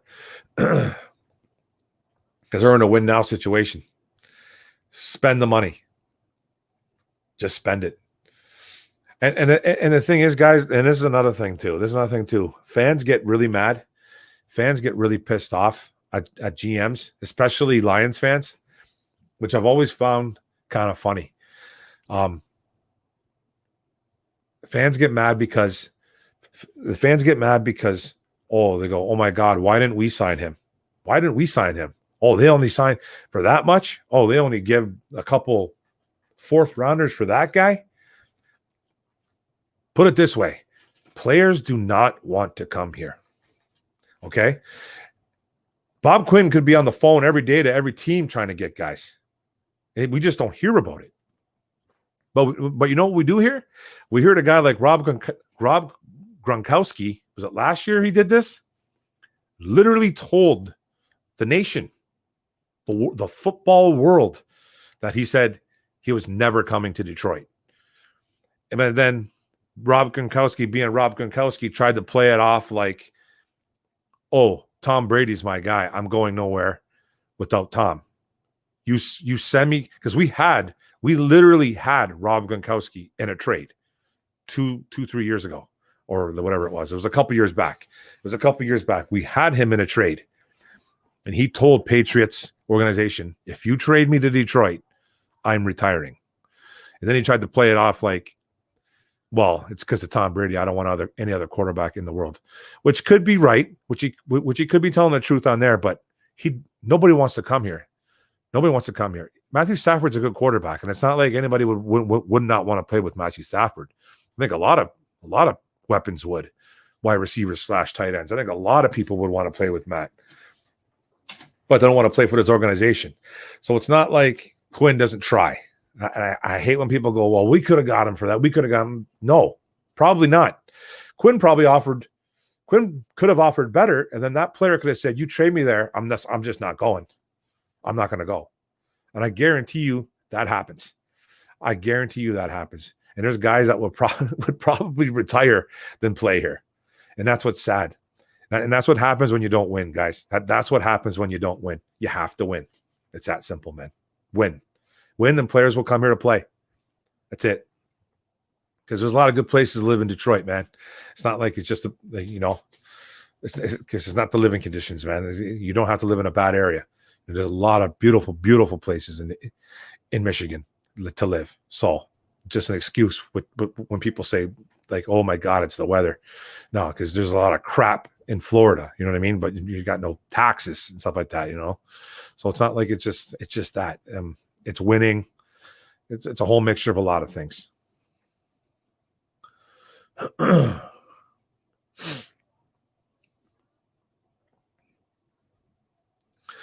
Jorge, man, we're disagreeing again here. Quinn is not cheap. He's not cheap. He's opened up the wallets on a lot of players, bro, in the past, man. TJ Lang, Rick Wagner, Glover Quinn, Golden Tate. They've paid Marvin Jones. Come on, man. It's not just it's no, man. No, they paid Flowers. You know what I mean? They just paid Collins. It's not that Quinn is cheap. He's not cheap. He does like to bank some money, but there's nothing wrong with that. Mike Daniels, there we go there. Last year, Mike Daniels and Jesse James. It's not like he's completely cheap, my man. Come on, it's not that. He's not cheap. He ain't going nowhere with that money. You know what I mean? There's nothing wrong with trying to bank a little bit, but man, he's not cheap, bro. Yeah. I think they're going to pay him too. And Kenny Golladay, you talk about Golladay, right? Golladay came out with something too and said something along the line of he thinks he's getting paid really soon. So Kenny Golladay gets paid. Don't expect no pass rusher to come here. It's either going to be a defensive player or Kenny Golladay. And then they'll see what happens with Kenny Golladay. He could be playing for a contract, Kenny Golladay, which scares me. I think Golladay will get quite a few passes in the slot. Evans will go downfield, but Brady might not have the arm used to get him as many balls. Hey, man, I saw some beautiful passes from TB12, man, the other day. You watching the NFL Network? What were you doing out there? You might have been rowing a boat, buddy. You might have been rowing on a boat. You might have been casting a line out. Might have been doing some of that. Flipping, you know what I mean? You might have been doing the little dip. Doing that. Doing a little fishing, my man. TB12 looking good out there, bro. Looking like he's got legs. Looking like he's got legs on a coffee table, though. Man, that guy's got some skinny legs. But his arm's still looking good. Looking good throwing the ball to Godwin, man. Looking good throwing the ball to Evans and Gronk. Don't sleep on TB12. What's his name? MJD from the NFL Network thinks he's going to throw 55 touchdowns, by the way. Eh? He said something that crazy. I think he's good for 30 plus, though. I think he's good for 30 plus. But I like Godwin.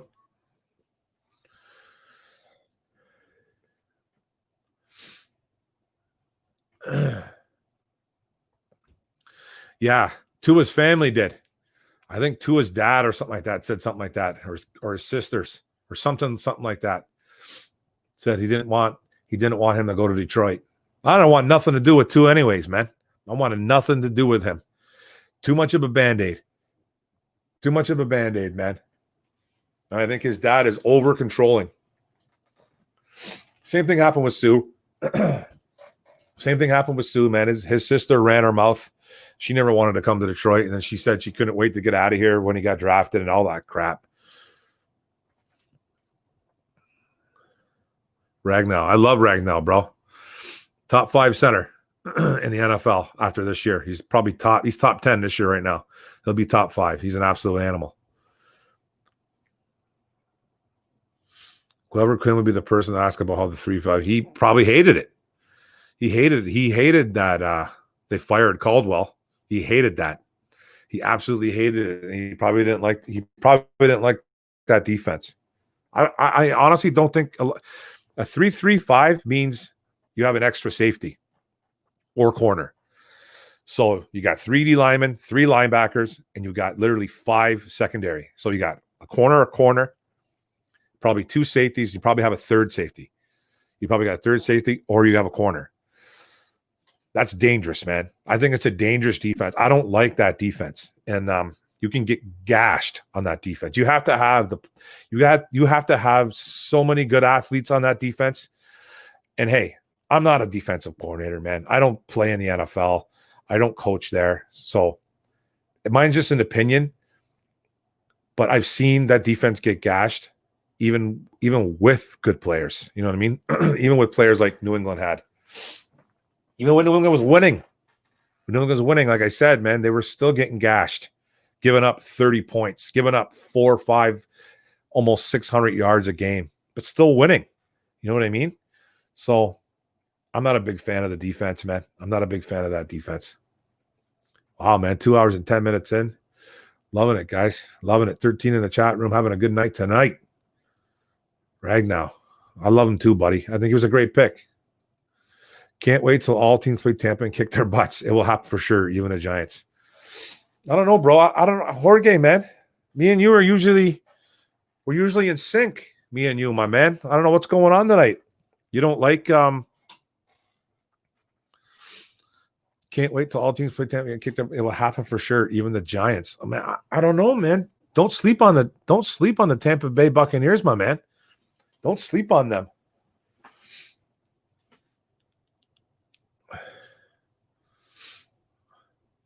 Your number one fan, the littlest arm, says night night, daddy. Okay. Night night, baby. I love you, little girl. Baby. Brady is the GOAT, and he looked like he was the head coach throwing passes to his guys. Yeah, for sure, bro. He's 40-something years old. Guy's he's a lieutenant. Who was it? Who was it? Shady? Sean McCoy calling him the lieutenant out there. Setting up plays, man, throwing the ball. And hey, it's the GOAT. He will have that team ready to go. They're going to make some noise, man. And that team has a really good defense, man. Don't sleep on that defense.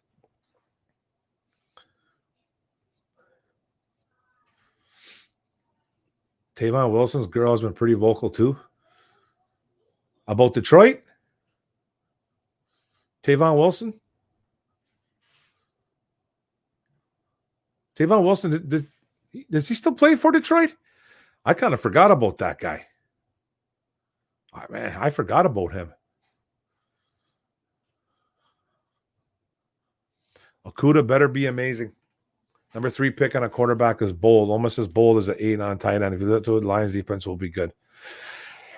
I think he will, bro. I think he's gonna step right in and take control almost immediately. I think he's gonna be a really, really good addition to that defense. Grabbing a tight end at 8 was super bold, but I think it was a must need. I know we probably could have got a decent one in the 3rd or something like that, but we got the best of the bunch. I think at 8. Like I said, man, year before we grabbed Hawk, we caught like 40 balls between 4 or 5 tight ends. Okay, that's pathetic. Hawk alone caught over 30 on an injured year, on an injured down rookie year. So, Mark, your boss is here. Yeah. Mark, does that mean time to get off soon? But I'll stick around, guys. My little one's just going to bed. That's cool.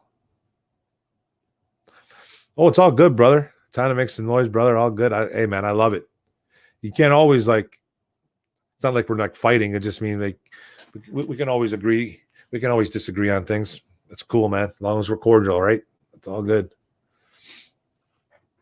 Jim Plunkett played into his 40s. That's right, man. Little Jim, he was a hell of a quarterback. Hell of a quarterback, man. Great arm. He's still on the roster. I keep forgetting about Tavon Wilson, man. I keep forgetting. So that's another safety. That's another pretty good safety that we got in the room there. Good veteran. You know what I mean? Wow. I for some reason I thought we released him. Wow. But I will be getting off soon, guys. If you guys don't got any more questions, I've been on for 2 hours, 13 minutes. I think it was a great night, man. 10 guys in the chat had about 16, 17. I think at one point. Still looking to get to 20. Tell your friends. And I'll get to 20 one day. It's all good, though, man. I love talking to you guys about sports, man. The biggest difference between a 4-man front and a 3-man front is where the guys line up in gap responsibilities. I think the Jack is a D end that doesn't look like a duck on water and coverage. Exactly. Well, we got guys we got linebackers that can cover now. Play that Jack linebacker spot that you're talking about that can play on the line. That's an on the line linebacker and off the line linebacker. Collins is one of them. Julian Okwara is another one. He's not the greatest in coverage, but he can do it. He did it at Notre Dame. His strength is getting to the quarterback, though. Not the greatest guy in run support, Julian, because he's a little bit small. 252, I guess, if you want to say that's small. But it's small to play on the line, but he's capable of doing it. He's super strong. He's really, really strong. I think that's why he can do it. He can hold guys up if he needs to, right? So Tavon Wilson is a free agent. Yeah, I didn't think he was on the roster. I don't know for sure though, but if you say he is. Manning sent his son to the Giants when two Super. I agree that Tua's dad is very controlling, man. Hopefully Tua will work. You know what? And I got nothing against the Tua family. I got nothing against Tua itself. I just didn't want him because his injury history scares the hell out of me. And if I was a Dolphins fan, I'd be. I don't want to put it this way, Jorge. I don't want to be the guy. I don't want to be the fan that gasps in fear every time he drops back to pass. And that's how I feel about Tua. I think I'm going to feel like that even when I even when I watch him on TV. I'm going to be like, oh man, see him take a big hit. Oh, is he going to get up? Imagine having to deal with that, man, for the next 2, 3, 4, 5 years. Hell no, I don't want to deal with that if I was a fan. But he's a good quarterback. Nothing against his abilities. I just didn't want him because I think he's going to get hurt in the NFL. I do. So Wilson isn't on the roster. They didn't sign him. Okay. I thought they released him. I wasn't 100% sure. Because I thought our safety room was pretty stacked, man. And so I was like, and we've gone fairly young. The oldest guy is Harmon. He's 28, 29 years old. So everybody else is pretty young. Thanks, James Willis, man. Thank you very much, bro. I love that you support me. And it's awesome. It's a great feeling, guys. Okuda can rush the pass from the cornerback spot that Slay never did. I hope he can. I really hope he can do something like that, man. I never really saw him do it in college, so I can't really say that. But he's smart enough to do it. I know he's Johnny Football, man. So I'd love to see it.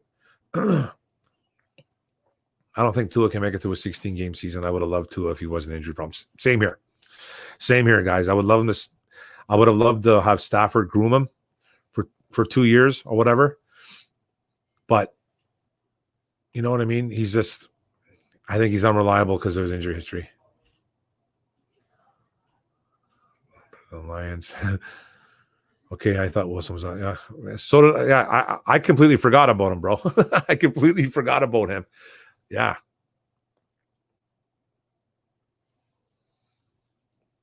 Yeah. Mark, I agree with injuries. Mine, everyone's fears for sure.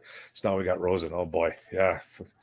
There was a guy that was supposed to be the next Dan Marino, or the next Brett Favre or whatever, the next sure thing. Yeah, there was a lot of scouts that were right about him, man. He just doesn't care too much about football. That's what they say about him. They don't care. He's more about the business. He's more about the business side. He doesn't care about like winning or anything like that. But he's got talent, obviously. But he's enough to stay on a roster. But he's just saying he's a guy that doesn't like have the heart. So who knows? Patricia would never send a cornerback on a blitz. At least I never seen. He doesn't like to send linebackers. I think they will this year, bro. And I remember a few safeties coming in. I think he likes to send safeties a little bit more. I remember Will Harris coming in a couple times. Tracy Walker coming in on a blitz. So I think he'll but when you got a special talent like Okuda, who's very, very smart, he ain't the fastest guy, but he's super smart. You'll see Okuda coming in on a blitz. I guarantee you he gets a sack this year. Probably gets a couple. Blue and Silver join the bad club. 2 hours and 18 minutes, boys. I'll take 2 more questions if you guys got it. But I got to go. I know I got 9 in the chat. I don't like to do this, man, but it's been 2 hours and 20 minutes. I got to go hang with the fan. I really appreciate it, guys. I'll be on here next Sunday. Tell everybody, man. Tell everybody. Let's try and get over 20 in the chat, guys. Trying to get over 20. We were at about 17, I think, tonight. I think the most I've ever had was 17, 18. So if you got 1 or 2 more questions, I'll take them. If not, I'm going to shut her down at 220. And I'm at 219 and change. Tick tock, tick tock. What's the score of the hockey game, by the way? I completely forgot about the hockey game. Completely forgot about the hockey game. Let's see if the Maple Leafs are winning. Let's see. What are you doing, Toronto?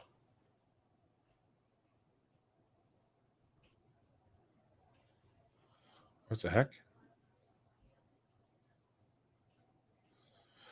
What are they doing? Oh, they're losing 1-0. 1-0 Columbus. Yep, bro. I'll be going. It's always on my YouTube channel, bro. It's always on my YouTube channel. I put it up on a Saturday or Sunday, but I'll be on next Sunday at 7:00, brother. Thanks, One Pride. You're a good man. You're the next one. Mark Rosen is a Cali boy with money and loves tennis. He is in Miami at less than nothing. If you were rich, would you really care if you love us? I know, man. But then you know what? Go play tennis. He should be going playing tennis then, man. He should be, you know what I mean? I guess he's getting a little bit, he's getting extra coin because he grew in the money, right? He's born into it. Whatever. Rosen, he sounds like a punk. Yeah, I seen that, man. Houston guy threw out Laureano. Got hit twice. After Oakland went back-to-back home runs. That's the second fight Houston's gotten in so far in the young season. Yeah, it was Laureano, and half the Houston bench jumped him. But he rushed the bullpen. I mean, not the bullpen, but he rushed the dugout, Laureano. I think he got the first, then he rushed. What's up, Chris Kaba? What's up, buddy? How you doing, man? I haven't seen you on here in a while, buddy. You got a question? If not, I'm going to go, my man. 2 hours and 21 minutes. That's a good one, guys. A lot of guys stuck around. I enjoyed it, man. I enjoyed it. I love talking sports with you cats, man. It's good times.